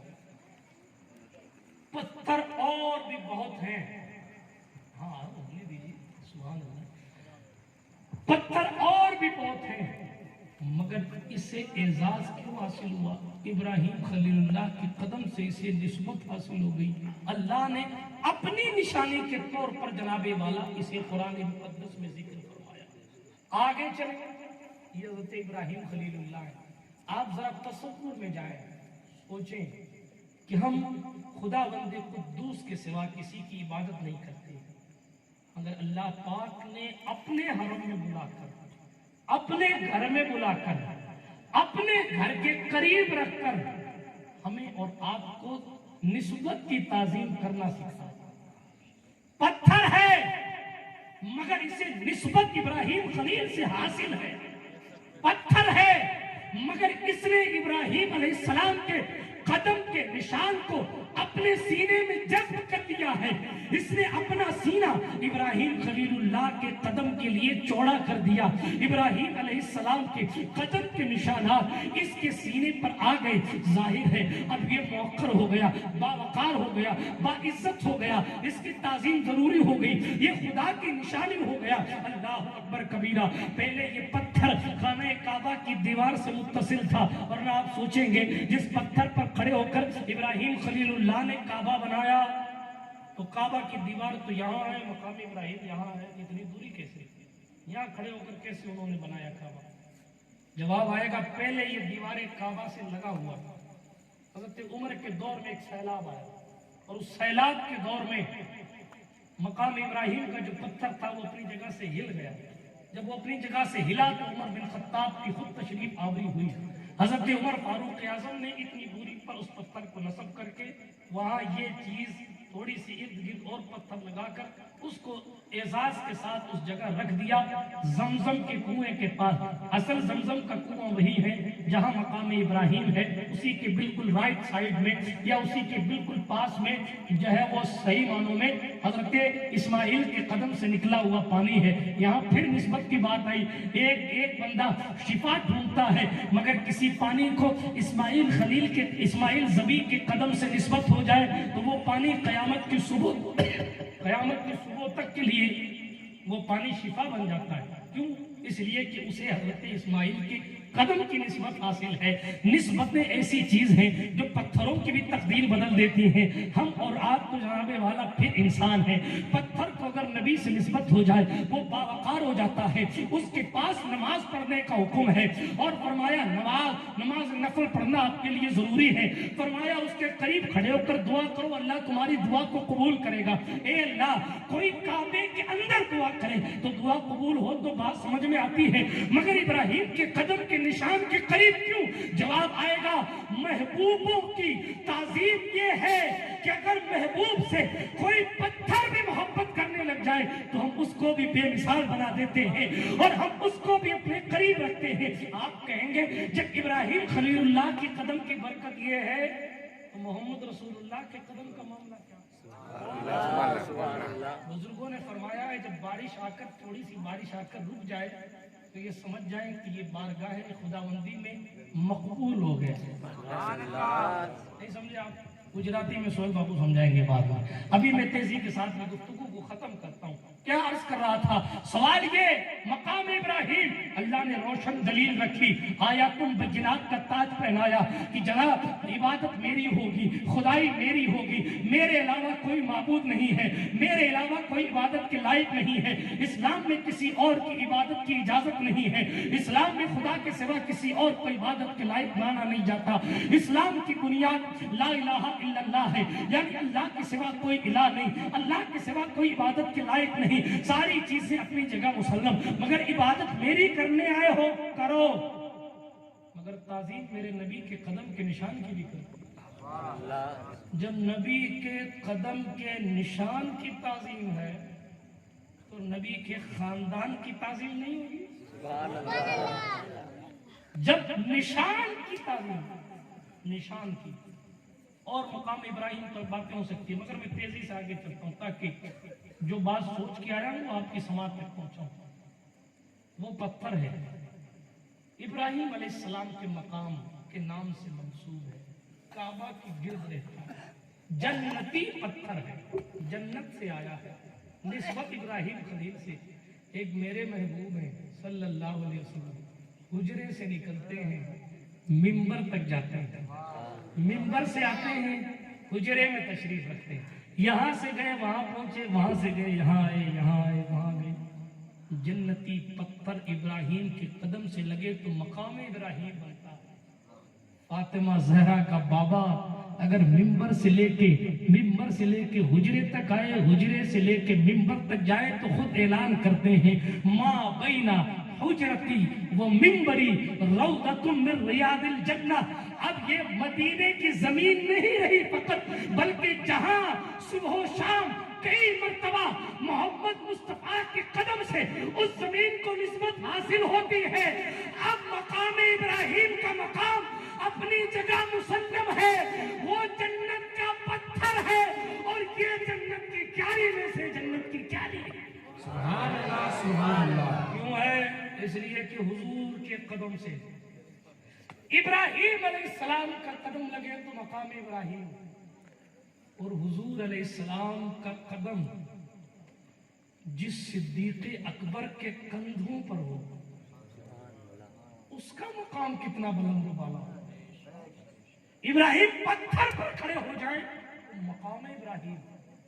اور ہجرت کی رات ہے، ابو بکر صدیق عبداللہ ابن عثمان المعروف ابو بکر ابن ابو قحافہ رضی اللہ تعالی عنہما نے اپنے کندھوں پر حضور کو اٹھایا ہوا ہے. سبحان اللہ. اپنے کندھوں پر اٹھایا ہوا ہے.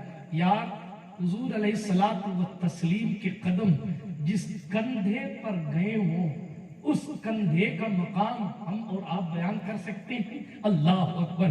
یہ صحابہ کا سردار اپنا مقدر کتنا عروج پر رکھتا ہے. اچھا حضور کا صدقہ ہے کبھی انہوں نے قدم اپنے کندھے پر لیے تھے. آج جہاں حضور کا سینہ مبارک ہے اسی کے مقابلے میں ابو بکر صدیق کا چہرہ مبارک ہے. لوگ جناب والا کہاں سے کہاں پہنچے مگر صدیق پاک کی فضیلت تو دیکھیں. آج وقت کا بڑے سے بڑا قلندر اگر حضور کو سلام کرنے جاتا ہے تو ایک قدم ہٹ کر السلام علیکم یا ابو بکر بھی کہہ کے آتا ہے، یا ابا بکر بھی کہہ کے آتا ہے.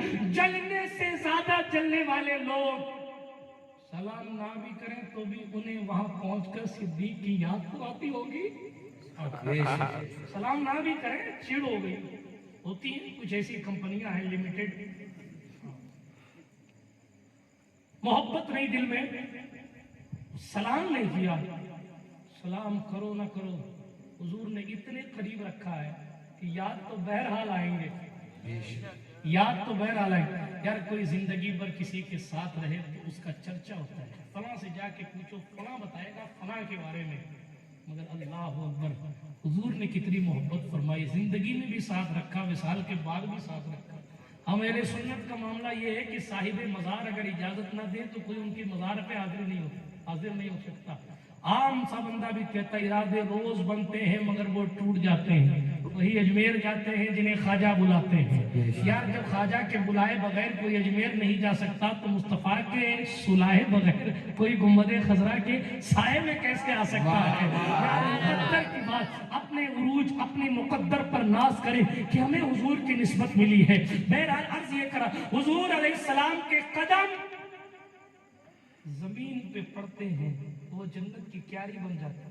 حضور علیہ السلام کے قدم صدیق کے کندھوں پر پڑتے ہیں تو وہ جناب والا حضور علیہ السلام و تسلیم کی افضل الصحابہ ہو جاتے ہیں. یہ سرکار رسالت مآب علیہ السلام و تسلیم کے قدموں کی شان ہے. اہل بیت کے معاملات بھی سبحان اللہ میں پھر کبھی اور بولوں گا، لیکن اتنا عرض کرتا ہوں ایک طرف صدیق ہے ایک کندھوں پر حضور کو اٹھائے ہوئے ہیں، ایک طرف علی ہے حضور علیہ السلام نے انہیں کندھے پر اٹھایا. سبحان اللہ.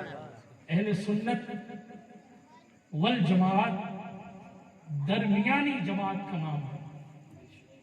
توجہ رکھیں، ایک طرف صدیق ہیں اپنے کندھوں پر حضور کو اٹھا لیا. ہاں کندھوں پر اٹھا لیا. کندھوں پر اٹھانے کا مطلب یہ نہیں ہے کہ جناب والا صرف یہاں کھڑے ہو گئے حضور، نہیں، کندھوں پر بٹھا کر، کندھوں پر بٹھا کر. کیا منزل رہی ہوگی وہ تصور کریں آپ. آج بھی غار ثور پر چڑھیں تو آگا پیچھا سب یاد آ جاتا ہے. پچھلے پہلے بچپن میں ہم کیا تھے، آگے کیا کریں گے، سارے تصورات غار ثور پر چڑھتے چڑھتے آ جاتی. اتنا اونچا ہے وہ. اس دور میں تو پڑوسی ملک کے لوگوں نے کچے پکے راستے بنا رکھے ہیں. تب یہ کنڈیشن ہے کہ لوگ لمکا لے کر، نیبو پانی لے کر، شربت لے کر، ٹھنڈے پانی لے کر، آئس کریم کھاتے ہوئے غار ثور پہ چڑھتے ہیں کہ پیاس نہیں لگے. یہ اس دور کی کنڈیشن ہے. اس دور میں کیا ہوگا جب راتوں رات حضور نکلے تھے. اس دور کو کیسے بلایا جا سکتا ہے جب ایک مصطفیٰ ہیں، دوسرے جانشین مصطفیٰ ہیں، تیسرا کوئی نہیں، تیسرا کوئی نہیں، راستے سے چل رہے ہیں۔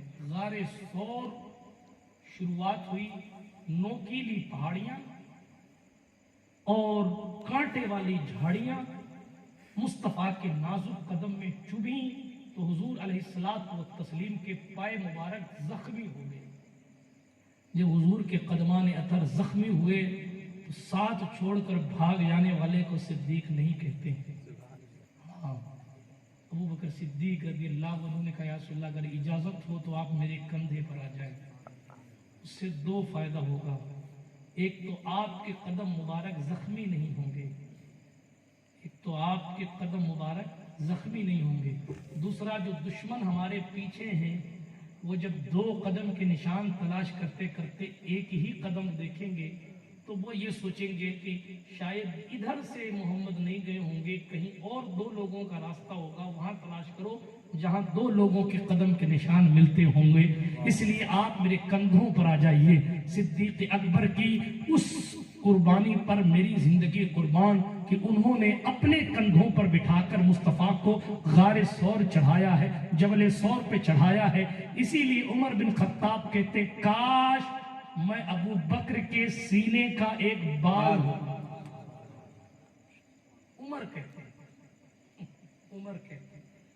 کاش میں ابو بکر کے سینے کا ایک بال ہوتا۔ علماء نے لکھا سینے کا بال ہی کیوں کہا، پلکوں کا کیوں نہیں کہا؟ کہا ہو سکتا ہے اس لیے کہ جب حضور کو کندھے پر بٹھایا تھا تو مصطفیٰ کے قدم ان کے سینے پر تھے، اس لیے کہا کہ جناب مجھے کاش میں ابو بکر کے سینے کا بال ہوتا۔ خیر جناب والا بات لمبی ہو جائے گی، صدیق اکبر تو پھر صدیق اکبر ہیں، ان کی شان نرالی ہے۔ عرض یہ کر رہا تھا اس طرح انہوں نے حضور کو اپنے کندھے پر بٹھا کر غار ثور جبل ثور پہ چڑھایا، غار ثور تک پہنچائے۔ دوسری طرف فتح مکہ کا دن ہے، واقعہ آپ نے سنا ہوا ہے، سرکار مولا کائنات امام المشارق والمغارب مولا علی بن ابو طالب کرم اللہ تعالی وجہہ الکریم، سرکار علی حیدر کرار ہے، بتوں کو توڑنا ہے، لوگوں کی عقلیں ٹھکانے لگانی ہے، بلاؤ علی کو۔ رات کی تاریکی ہے، سرکار علی حیدر کرار کو بلایا گیا، بڑے بڑے تھے۔ کبھی تنہائی میں آئیے گا، آن ریکارڈ بتانا اچھا نہیں لگتا، کبھی تنہائی میں آئیے گا تو میں بتاؤں گا کہ کنڈیشن کیا تھی اس وقت۔ اور پھر ظاہر ہے جب توڑنا ہے اور زمین دوز کرنا ہے تو پھر خدا کے شیر کو بلانا ہے، شیر خدا بلائے، علی کو بلاؤ۔ ایک بہت اونچا تھا، علی ہتھوڑے مار رہے تھے اور جھوٹے معبودوں کو زمین دوز کر رہے تھے۔ حضور کہہ رہے تھے جا الحق وزہق الباطل ان الباطل کان زہوقا۔ آخر وہ منزل بھی آئی، ایک بہت اونچا تھا، مضبوط تھا، گرانے سے گرے گا نہیں۔ ظاہر ہے اس کے لیے کہا علی اوپر چڑھنا پڑے گا۔ سرکار مولا علی کرم اللہ وجہ الکریم نے کہا حضور آپ کے کندھے پر آ جائیں، کہا نہیں آج تم میرے کندھے پر آؤ۔ حضور علیہ الصلوۃ والتسلیم نے اپنے کندھے پر مولا علی کو کھڑا کیا۔ اب اس مقام اس منزل پر میں کچھ کہہ نہیں سکتا، اس لیے کہ جس کے قدم سے لگے ہوئے ذرے بھی جنت اس پر رشک کرتی ہے۔ اعلیٰ حضرت نے لکھا ہم خاک ہیں اور خاک ہی ماوا ہے ہمارا، خاکی تو آدم جد اعلیٰ ہے ہمارا، اس نے لقب خاک شہنشاہ سے ہے پایا، جو حیدر کرار کے مولا ہے ہمارا۔ اے مدعیوں تم خاک کو خاک نہ سمجھے، کیوں؟ اس خاک میں مدفون شہ بطحا ہے ہمارا۔ اس مٹی کا مقدر ہے کہ حضور علیہ السلام کا جسم اطہر اس سے لگا ہے۔ خیر حضور کا جسم اقدس جس زمین سے لگا ہے، قاضی ایاز نے لکھا اور بھی بہت سے علماء نے لکھا وہ زمین اللہ کے عرش سے افضل ہے، کیونکہ وہ حضور کے جسم سے لگی ہوئی۔ جب جسم سے لگی ہوئی زمین عرش سے افضل ہے تو پھر جو کندھے پر ہیں ان کے مقام کی حد بندی میں کیسے کروں؟ وہ تو کندھوں کے اوپر ہے، کبھی حسن ہے، کبھی حسین ہے، کبھی علی حیدر ہے۔ اچھا یہ اسپیشلٹی ہے. صحابہ ہیں، ان کی شان یہ ہے کہ وہ حضور کی خدمت کرتے ہیں، حضور علیہ الصلوۃ والتسلیم کو اپنے کندھے پر اٹھاتے ہیں، اور اہل بیت ہیں، حضور انہیں اپنے کندھے پر اٹھاتے ہیں. یہ مصطفیٰ جان رحمت علیہ الصلوۃ والتسلیم کی اسپیشلٹی حضور علیہ السلام نے اپنی کارکردگی سے دکھائی. بات نسبت کی میں نے کرنی، تیزی کے ساتھ آگے بڑھیں اور بات کو میں اختتام کی طرف لے کر جاتا ہوں. اب میں مقام اہل بیت کیا بیان کروں؟ جب آپ نے سن لیا کہ جسم سے لگی ہوئی مٹی خدا کے عرش سے افضل ہے، تو سیدہ زہرا کو تو جگر کا ٹکڑا کہا ہے، اس کا مقام کیا ہوگا؟ حضور علیہ الصلوۃ والتسلیم نے حسین کو تو خون کہا ہے، علی حیدر کرار کو فرمایا علی دم کا دمی ولحم کا لحمی، اے علی تیرا گوشت میرا گوشت ہے، تیرا خون میرا خون ہے. بات لمبی ہو جائے گی مگر اتنا بیان کرتا ہوں، اللہ کے رسول صلی اللہ علیہ وآلہ وسلم سے یہ جو اہل بیت کو فضیلت حاصل ہوئی، یہ بھی نسبت کی برکت. کس چیز کی؟ کیا ہے؟ نسبت. خاندان سارے اچھے، بہت سے خاندان آئے ختم ہو گئے چلے گئے، مگر سارے خاندانوں میں زہرا کا خاندان افضل کیوں؟ اس لیے کہ اسے نسبت سب سے افضل ذات سے حاصل. نسبت کا کھیل چاروں طرف ہے. نسبت گھر والوں کو تمام نبیوں کے سردار سے ہوئی تو تمام خاندانوں میں یہ خاندان سب سے افضل ہو. کیوں؟ اس لیے کہ نسبت سید عالم سے. اور حضور علیہ السلام نے فرمایا لوگوں اللہ کے لیے مجھ سے محبت کرو. اللہ سے محبت کرنا چاہتے ہو تو مجھ سے محبت کرو، اور میری محبت چاہتے ہو تو میری اہل بیت سے محبت کرو. صاف. اور چلے صدیق اکبر کی بات چل رہی تھی، کیسی منصف ذات، ایک ایسا خاص آدمی حضور علیہ الصلوۃ والتسلیم کے صدیق اکبر جو رازدار مصطفیٰ ہے. ہاں، سفر ہجرت میں تیسرا کوئی تھا نہیں، قرآن نے انہیں ثانی اثنین کہا. کیا کیا باتیں، کیا کیا راز کی باتیں حضور نے ابوبکر کو بتائی ہوں گی رضی اللہ تعالیٰ عنہ، کون بیان کر سکتا ہے؟ کیا مقام اللہ کے رسول علیہ السلام نے انہیں عطا فرمایا ہوگا. کوئی ایک دن 2 دن ساتھ رہ جائے، ایک دن 2 دن خدمت کر لے تو جناب ہر سخی کی یہ شان ہوتی ہے کہ کوئی کسی کو خلافت دیتا ہے، کوئی کسی کو دعا دیتا ہے، کوئی کسی کو کچھ دیتا ہے، کوئی کسی کو کچھ دیتا ہے. مگر جو کائنات میں سب سے سخی ہے اس نے اپنے سب سے بڑے خادم کو کیا کیا نہیں دیا ہوگا، اس پر ہم اور آپ حد بندی نہیں کر سکتی. مگر میں آپ کو بتانا چاہوں، حضرت ابوبکر صدیق سے کسی نے پوچھا، یہ حدیث بخاری شریف میں ہے، کہ حضور علیہ السلام کی محبت کو کہاں تلاش کیا جائے، حضور کیسے ملیں گے؟ تو یہ نہیں کہا میرے مرید ہو جاؤ میں جنت پہنچا دوں گا. صدیق اکبر کیا فرمایا؟ ارقبوا محمدا فی اہل بیتہ. سبحان اللہ. فرمایا حضور کی محبت چاہتے ہو تو اہل بیت میں تلاش کرو، حضور کی قربت چاہتے ہو تو اہل بیت میں تلاش کرو، حضور سے قریب ہونا چاہتے ہو تو اہل بیت. یہ فتویٰ سید الصحابہ کا ہے، یہ مسلک سرکار صدیق اکبر کا ہے.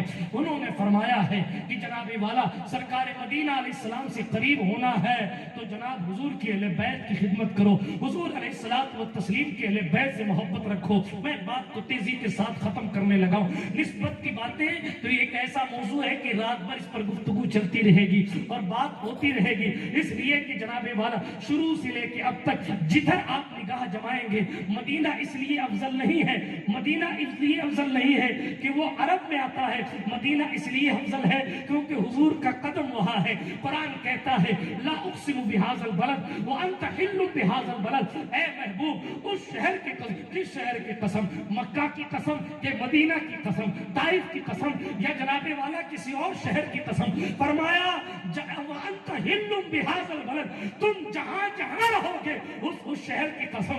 اس لیے کہ مکہ آپ کی جائے پیدائش ہے اس لیے بہتر ہے، مدینہ آپ کی آرام گاہ ہے اس لیے بہتر ہے. آپ کے قدمان ناز کہیں پڑے تو وہ جگہ دارالشفا بن جاتی ہے، آپ صبح شام کہیں آئے جائیں تو وہ جنت کی کیاری بن جاتی ہے، آپ کسی زمین کو نسبت ہو جائے تو وہ جگہ عرش سے افضل ہو جاتی. ساری چیزیں نسبتوں کی نسبت. جس نے نسبت کی تعظیم کی اس کو فائدہ ملا، اور جس نے نہیں کی اس کے بڑے غرق ہو گئے. بھری کربلا میں ایک نے کھڑے ہو کر کہا حسین تم تو نواسے ہو. یہ میں اپنی طرف سے جوڑ رہا ہوں تاکہ بات آپ کو سمجھ میں آئے. اس نے صرف یہ کہا تھا حسین تم کو حضور سے کیا تعلق. کس سے کہا؟ حسین پاک سے کہا. جس کی فضیلت حدیث سے ثابت ہے, جس کو کندھے پر بٹھانا ثابت ہے, جس کے بارے میں یہ ہے کہ حضور علیہ السلام ان کے رونے سے خود پریشان ہوتے تھے, جن کے بارے میں یہ ہے کہ حضور سیدہ سے کہتے کہ میرے حسین کو رلایا نہ کرو. میں پھر کبھی فضیلت امام پاک علی جدی علیہ السلام پر گفتگو کروں گا, لیکن ابھی میں صرف اتنا بتاتا ہوں جن کی فضیلتوں پہ کوئی کلام نہیں ہے. لوگوں نے, کلمہ پڑھنے والوں نے یہ کہا حسین تم کو مصطفیٰ سے کیا تعلق. ان کا کہنا دراصل یہ تھا کہ صاحب تم پوتے نہیں نواسے ہو. نسب حسین پاک پر ان کو سوال اٹھانا تھا معاذ اللہ رب العالمین. اس لیے انہوں نے کہا تم کو حضور سے کیا تعلق. نسبت کا احترام نہیں کیا. حضرت امام پاک نے ہاتھ اٹھایا اللہم امیتہ عطشانہ. کسی کے لیے کہا یہ بد دعا کی اللہم امیتہ عطشانہ. کسی کا حال یہ ہوا جس نے یہ گستاخی کی تھی, وہ گیا استنجا کرنے کے لیے. استنجا کر ہی رہا تھا کہ ایک جانور نے اس کو کاٹ لیا. بھی گستاخی کر کے گیا تھا, جانور نے کاٹ لیا. کاٹا تو اپنی ہی نجاست میں لپٹ کے وہ مر گیا. نسبت کا احترام نہ کرنے کا نتیجہ. سینکڑوں قصے اس پر سنائے جا سکتے ہیں. امام مالک کی طرف چلیں. امام مدینہ ہے, واقعہ ذہن میں آ گیا, اجازت ہو تو سنا دوں. آپ کو گرمی تو نہیں لگ رہی زیادہ. حضرت امام مالک امام مدینہ ہے, مسجد نبوی شریف میں رہتے ہیں. تفصیل میں جانے کا وقت نہیں ہے, اتنا جان لیں کہ اللہ نے انہیں بڑی بلندی عطا فرمائی ہے. دور کے اعتبار سے امام اعظم کے بعد ان کا دور ہے. مدینۃ الرسول میں یہ رہتے ہیں. امام مدینہ انہیں کہا جاتا ہے. حضرت امام محمد امام اعظم کے شاگرد ہیں, وہ فن حدیث میں امام مالک کے شاگرد ہیں. تفصیل میں جاننے کا وقت نہیں ہے, ورنہ میں آپ کو امام مالک کا بیک گراؤنڈ سمجھاتا, میں پھر کبھی بتاؤں گا. لیکن ابھی تیزی کے ساتھ صرف عشق اہل بیت بتاتا ہوں. جعفر بن سلیمان بنو عباس کا خلیفہ ہے. اس نے سرکار امام مالک کو کوڑے لگوائے. ایک ایسا امام جو ایسا محدث ہے, آپ اندازہ لگائیں کہ امام اعظم کا شاگرد, امام بخاری کا دادا پر دادا استاد امام محمد بن حسن شیبانی جس سے حدیث پڑھنے آتے ہیں, وہ امام مالک کی ذات ہے. جو حضور علیہ السلام کے روزہ اطہر پر حاضر ہو کر حضور کی حدیثیں لوگوں کو سناتا ہے, وہ امام مالک کی ذات ہے. یہ وہی عاشق ہے جس نے حرم مصطفیٰ میں کبھی استنجا نہیں کیا, اس لیے کہ جناب والا وہ کہتے تھے مجھے شرم آتی ہے کہ مصطفیٰ جان رحمت علیہ الصلوۃ والتسلیم کے دیار میں نجاست کروں. اللہ اکبر کبیرہ. یہ وہی امام مالک ہیں جن کے پاؤں میں کانٹا چبھ گیا تھا تو اپنے پیر کو ٹھیک کر کے چل رہے تھے. کسی نے کہا اے مالک آپ اتنے بڑے امام ہیں, آپ ٹھیک سے کیوں نہیں چلتے, یہ ٹیڑے ٹیڑے کیوں چل رہے. کہا میرے پیر میں کانٹا چبھ گیا. کہا اس کو نکال لیجئے. کہا نہیں نکال سکتا. کہا کیوں؟ کہا اس حال میں اگر انتقال ہو جائے تو میں اگر رب کے دربار میں پیش ہوں اور میرا مولا مجھ سے پوچھے مالک بن انس کیا لایا ہے, تو میں کہوں گا بے عمل آدمی ہوں, تیرے محبوب کے شہر کا کانٹا لایا ہوں.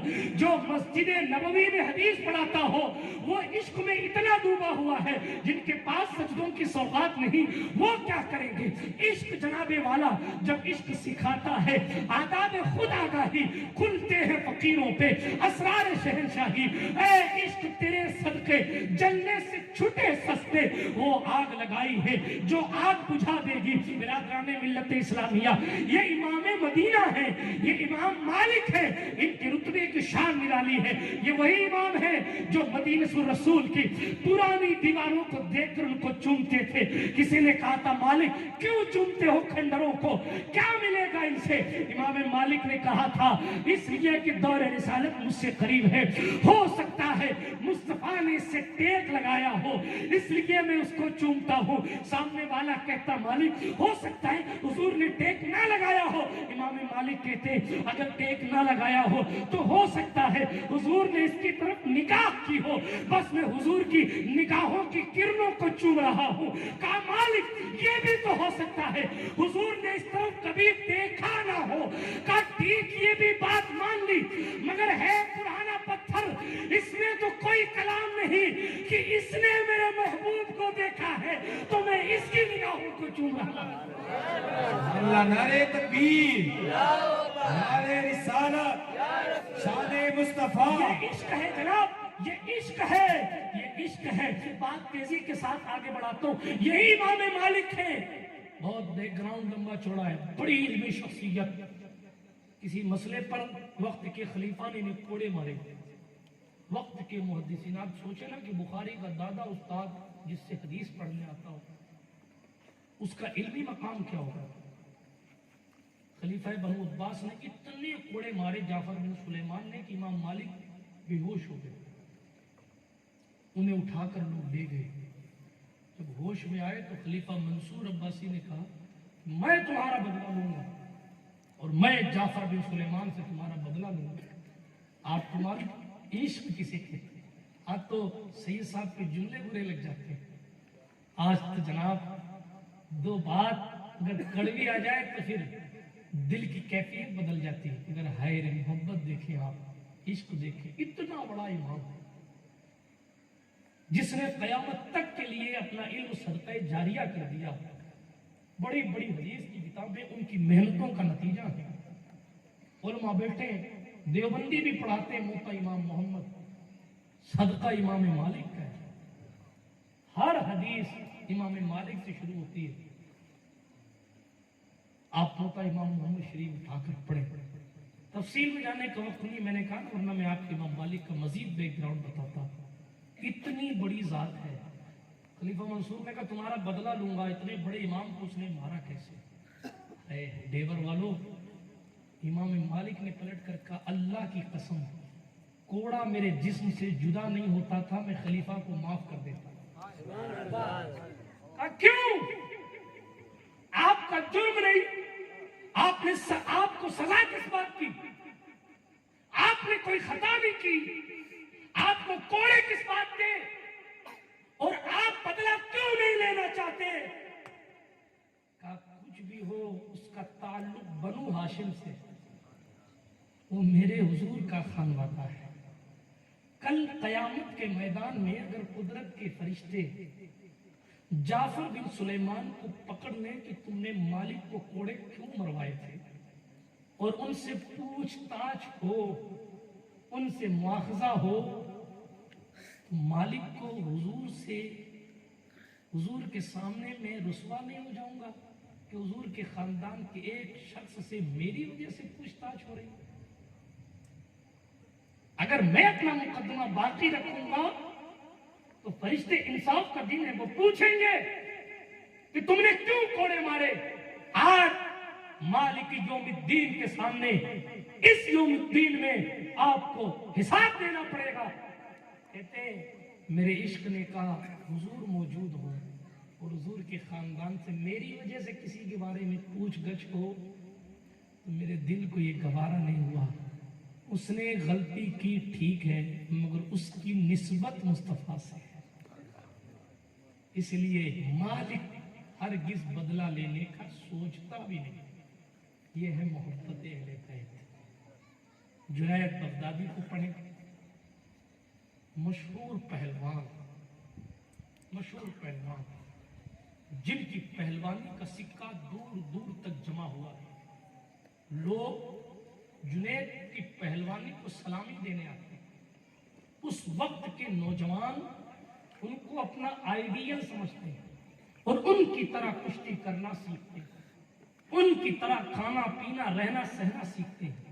وہ سرکاری پہلوان ہیں، بڑے بڑے سورما ان کے سامنے ٹکتے نہیں ہیں۔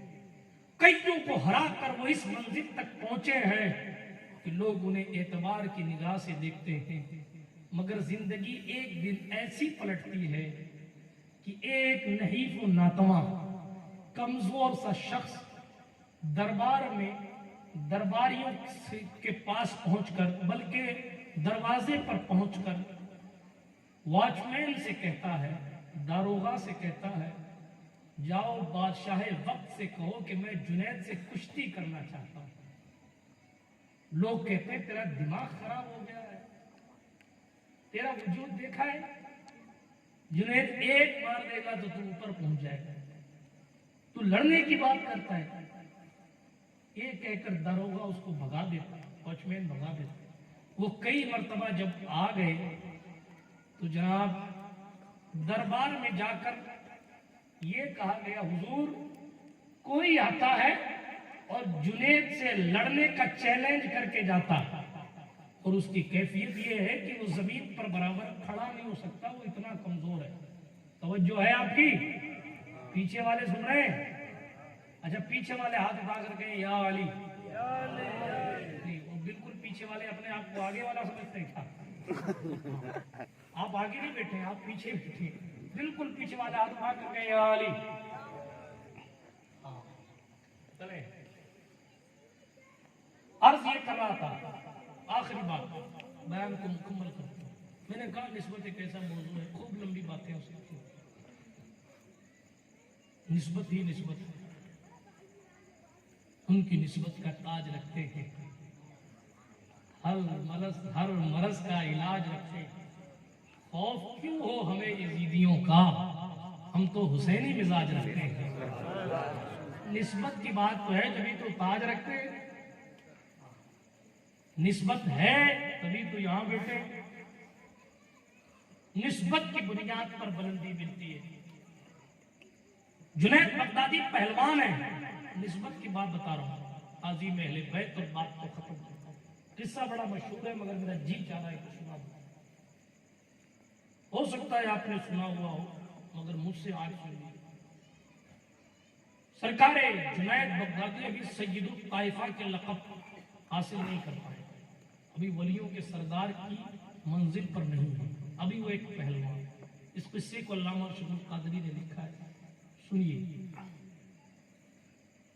पैगाम पहुंचाया गया कि बादशाह सलामत, गवर्नर साहब, जुनैद से कोई गरीब लड़ना चाहता है। तुम्हारा क्या तुम मजाक करते हो? कहा नहीं हजरत, वो रोज आता है, रोज आके कहता है कि मुझे जुनैद से लड़ना है, मुझे जुनैद से लड़ना है। उसकी कंडीशन ये है कि अगर जुनैद से उसकी लड़ाई हो जाए तो जुनैद उसको एक हाथ मार देंगे तो वो इंतकाल कर जाएगा, मगर वो रोजाना लड़ने की बातें करता है। बादशाह ने कहा तो फिर ये खेल खत्म कर दो, एक दिन मामला खत्म कर दो, जुनैद इजाजत दो और वक्त का तयन कर लिया जाए। जुनैद ने भी जोश जोश में कहा ठीक है, जो आप चाहें बादशाह सलामत। हुआ ये कि जनाब वक्त मुतय्यन हो गया, जगह मुतय्यन कर दी गई, तारीख मुतय्यन कर दी गई। कैसा? फलां मैदान में फलां वक्त ऐसे इतने बजे से इतने बजे तक लोग जमा हो जाए, जुनैद की और उस नामालूम शख्स की कुश्ती होगी। लोग जाहिर है उस तारीख का इंतजार करने लगे, मगर जनाब लिखा ये गया, जब से जुनैद ने कुश्ती की हाँ भरी है तब से जुनैद के दिल की कैफियत बदल गई। जब से जुनैद ने लड़ने का तसव्वुर किया है तब अभी जुनैद ने उससे मुलाकात नहीं की है, अभी जुनैद ने उसको देखा नहीं है, मगर पता नहीं कैसे उसका रोब जुनैद के दिल में बैठता चला जा रहा है। जुनैद आज तक किसी पहलवान से मबहूत नहीं हुआ है, मगर पता नहीं क्यों आज जुनैद के रात की नींद भी उसकी याद में जनाबे वाला दूर होती चली जा रही है। अल्लाह अकबर। दिन गुजरते रहे, मुतय्यना तारीख आ गई, मुअय्यना मुद्दत पर लोग मैदान में जमा होते गए। जैसे आप इस मैदान में कसीर तादाद में जमा है, लोग जमा होते गए और वक्त मुकर्ररा पर लोगों ने देखा कि बादशाह की सवारी आ रही है, लोग जमा हो रहे, बादशाह के साथ शाही पहलवान की हैसियत से जुनैद की एंट्री हो रही है। जुनैद बादशाहों के सिपाहियों के साथ, वक्त के गवर्नर के सिपाहियों के साथ आ रहा है और जुनैद बगदादी है। मैदान में पहुंच जाते हैं, इधर से भी लोग बैठे देख रहे, उधर से भी देख रहे। कोई कहता है कि जनाब आज तो उस बूढ़े की, आज तो उस कमजोर इंसान की हड्डियां चकनाचूर होते हम देखेंगे। कोई कहता है यार कोई तो वजह होगी कि उसने इतने बड़े दावे कैसे कर लिए। कोई कुछ कहता है, हम कहते हैं जितने मुंह उतनी बातें। कोई कुछ कह रहा, कोई कुछ कह रहा है, कोई कुछ कह रहा है। मुतय्यना वक्त होने को आया है मगर वो सामने वाला अभी तक नहीं आया। लोगों ने कहा एक कमजोर आदमी ने जुनैद और पूरी रियाया को बेवकूफ बना दिया, वो आएगा थोड़ी, वो इतना कमजोर आदमी कैसे लड़ेगा, उसने हम सबको बेवकूफ बना दिया। फैसला कबूल करने वाले बेवकूफ हैं जिन्होंने इस कुश्ती को रख दिया। इतना कमजोर आदमी जुनैद से लड़ने कैसे आएगा। किसी ने कहा साहब कुश्ती को कैंसिल कर दिया जाए, हमारा वक्त बर्बाद ना किया जाए। गवर्नर साहब ने, बादशाह सलामत ने कहा सुनो, जब तक मुकर्ररा वक्त नहीं हो जाता तब तक हम इस कुश्ती को कैंसिल नहीं कर सकते। कुश्ती शुरू होने का जो वक्त था वो जब बिल्कुल करीब आ गया तो लोगों ने देखा दूर से धूल उड़ती हुई नजर आ रही। एक ऐसा शख्स आ रहा है जो वाकई इंतहाई कमजोर है। उसकी कंडीशन क्या है आपको मालूम?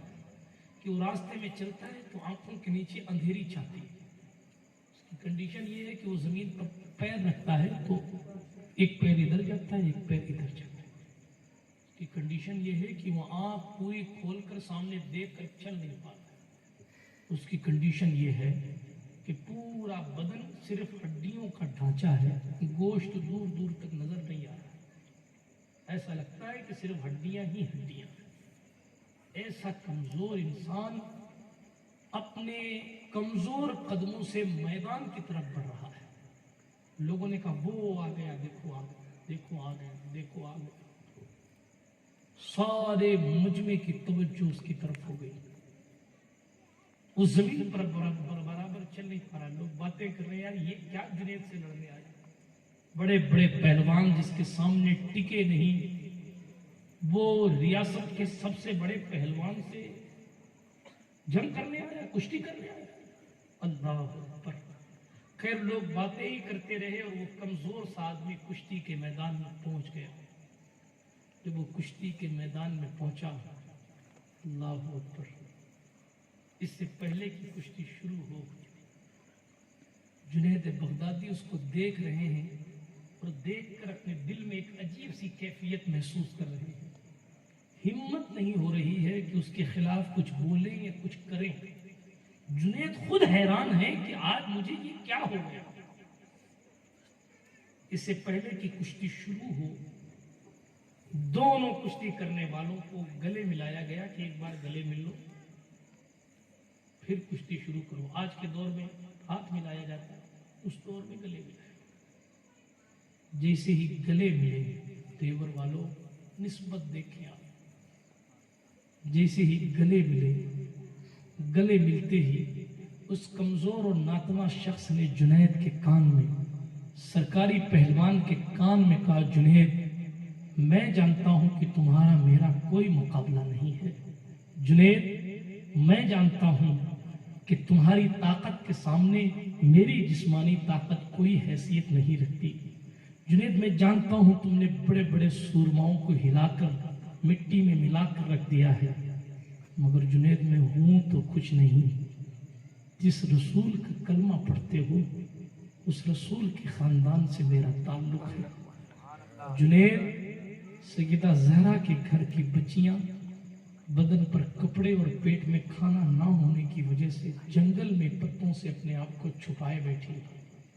जुनैद हमारे पास खाने के लिए कुछ नहीं है, हम कई दिनों से भूखे हैं। चूंकि सैयद हैं इसलिए हाथ भी नहीं फैला सकते, लेकिन पूरी रियासत में ये मशहूर है कि कोई अगर जुनैद को हरा देगा तो वो इतने इतने सोने के सिक्के, चांदी के सिक्के इनाम में पाएगा। ए जुनैद, आज मैं तेरे पास इसलिए आया हूं, मैंने कुश्ती का दावा इसलिए किया है ताकि तुम हार जाओ। तुम हारोगे, मुझे पैसे मिलेंगे और मैं सरकारी रिसालत माप के घर के बेटे बेटियों को ले जाकर खाना खिलाऊंगा। मैं बदले में तुम्हें कुछ दे तो नहीं सकता, मगर जुनैद मेरा वादा है, एक सैयद की जबान है, कयामत के मैदान में जब नाना जान के सामने आओगे तो मैं अपने नाना से कह के तुम्हारी दस्तार करवाऊंगा, अपने नाना से कह के तुम्हें जन्नत में ले जाऊंगा। अल्लाह अकबर। उधर उनकी जबान से ये जुमले निकल रहे हैं, इधर जुनैद बगदादी की आंखें बरस रही हैं। रो रो कर जुनैद का बुरा हाल है। जुनैद बगदादी से उन्होंने कहा कुश्ती शुरू की जाए। अल्लाह अकबर। जुनैद कुश्ती शुरू की जाए। अल्लाह अकबर। میچ ریفری بھی کھڑا دیکھ رہا ہوگا، پوری ریاست کی وہ عوام جو وہاں بیٹھی تھی، ساروں کی نگاہ ڈٹی ہوئی ہے کہ جنید کون سا پنچ مار کے اس کمزور کو ایک لمحے میں زمین پر گرا دے گا۔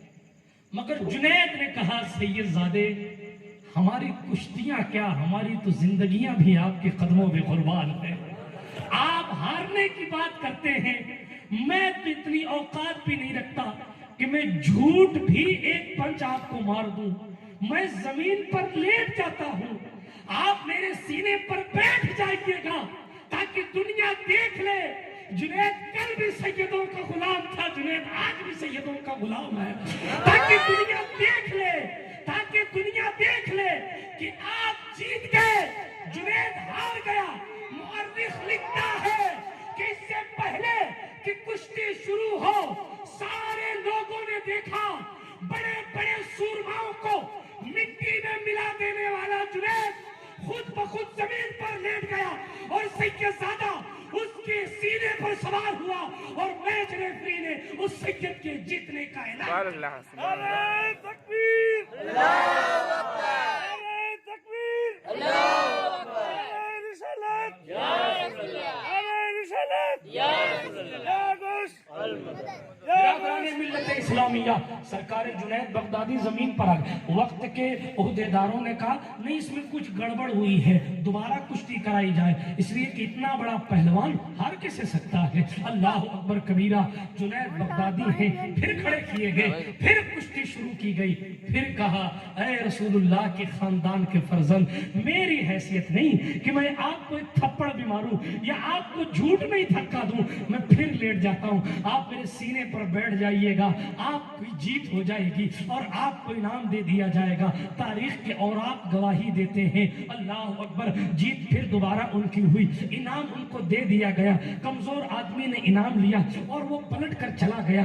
آپ کو معلوم ہے علامہ ارشد القادری رئیس القلم نے لکھا کہ جناب ابھی تک تو لوگ جنید کو اپنا آئیڈیل مان رہے تھے، اب نوجوان جنید پر لعنت بیچ کر جا رہے ہیں۔ اب حال یہ ہے، ابھی تک تو جنید کی کنڈیشن یہ تھی کہ لوگ جنید کی طرح ہونا چاہتے تھے، اب حال یہ ہے کہ جنید کے جسم کے قریب سے جا رہے ہیں، جنید چت پڑے ہوئے ہیں لیٹے ہوئے زمین پر، اور ان کے قریب سے لوگ جا رہے ہیں اور کہتے ہیں جنید تو نے ہماری عزتیں مٹی میں ملا دی، تو نے ہمارا وقار مٹی میں ملا دیا، اتنے کمزور آدمی سے لڑ گیا، تو نے اپنی ساری زندگی کی محنت ضائع کر دی۔ کسی نے کچھ کہا، کسی نے کچھ کہا، کسی نے کچھ کہا، جنید آئے تھے شاہی انداز میں، مگر جنید کے ساتھ جانے والا کوئی بندہ نہیں ہے، اکیلے اٹھے اور جناب اپنے بوجھل قدموں سے اپنے گھر کی چار دیواری کے اندر اپنے بستر تک پہنچے، بستر پر لیٹے، آنکھ بند ہوئی، قسمت بیدار ہوئی،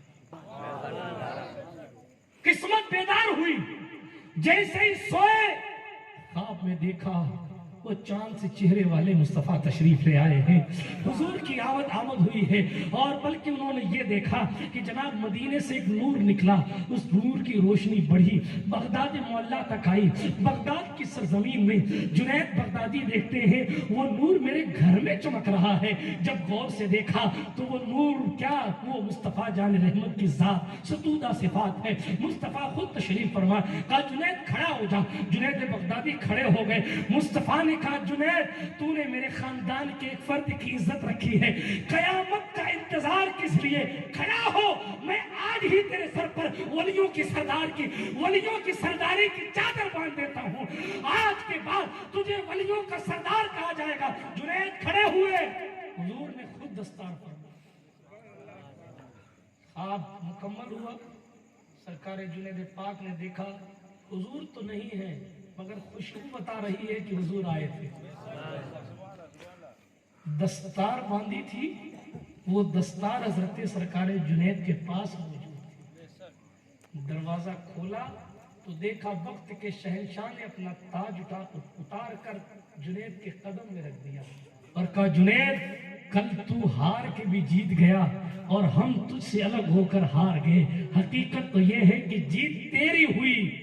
پیچھے سے کسی کہنے والے نے کہا جنید ولیوں کی سرداری مبارک ہو، پلٹ کر دیکھا تو وہی شخص جس کو جناب والا حضرت جنید بغدادی نے اپنے سینے پر بٹھایا تھا، وہی کہہ کر رواں دواں ہو گیا۔ ایک تاریخ کا قصہ ہے جو سرکار جنید بغدادی کی وفا کی باتیں کرتا ہے، باتیں بتاتا ہے۔ بہت سے ایسے قصے ہیں، نسبتوں کے فائدے نے بندے کو کہاں سے کہاں پہنچایا۔ زمزم بھی ایک پانی ہے مگر اس کی نسبت اسماعیل سے ہے، اس لیے جناب والا اس کا مقام بڑا ہے۔ مدینہ بھی ایک زمین ہے مگر اس کو نسبت سرکار مدینہ سے ہے، اس لیے جناب والا روئے زمین میں وہ افضل ترین جگہ ہے۔ نسبتوں سے شے ممتاز ہوتی ہے، نسبتوں سے چیزیں ممتاز ہوتی ہیں۔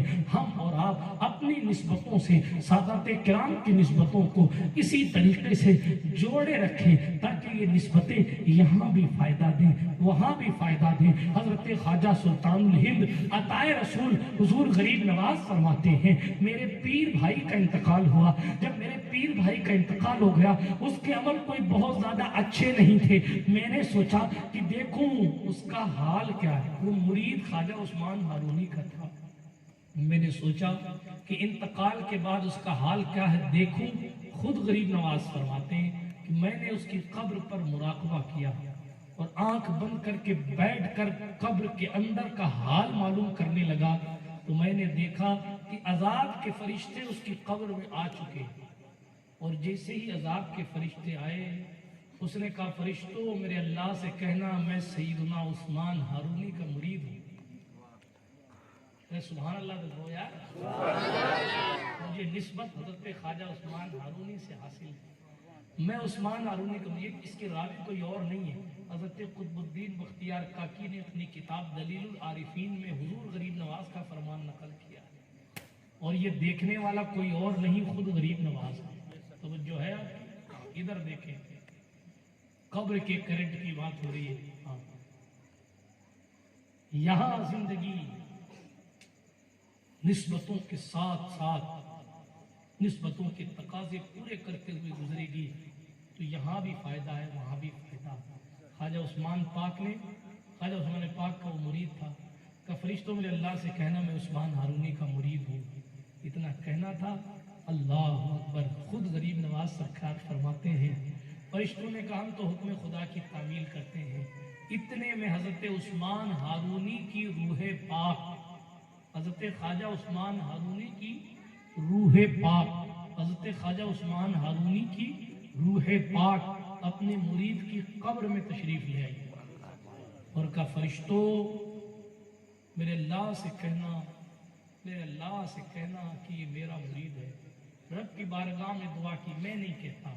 حضور غریب نواز فرماتے ہیں، قدرت نے کہا، فرشتوں تمہاری ڈیوٹی پوری ہو گئی، تم چلے آؤ، ہمیں اس کے عمل نہیں دیکھنے ہیں، عثمان ہارونی کی نسبت دیکھنی ہے۔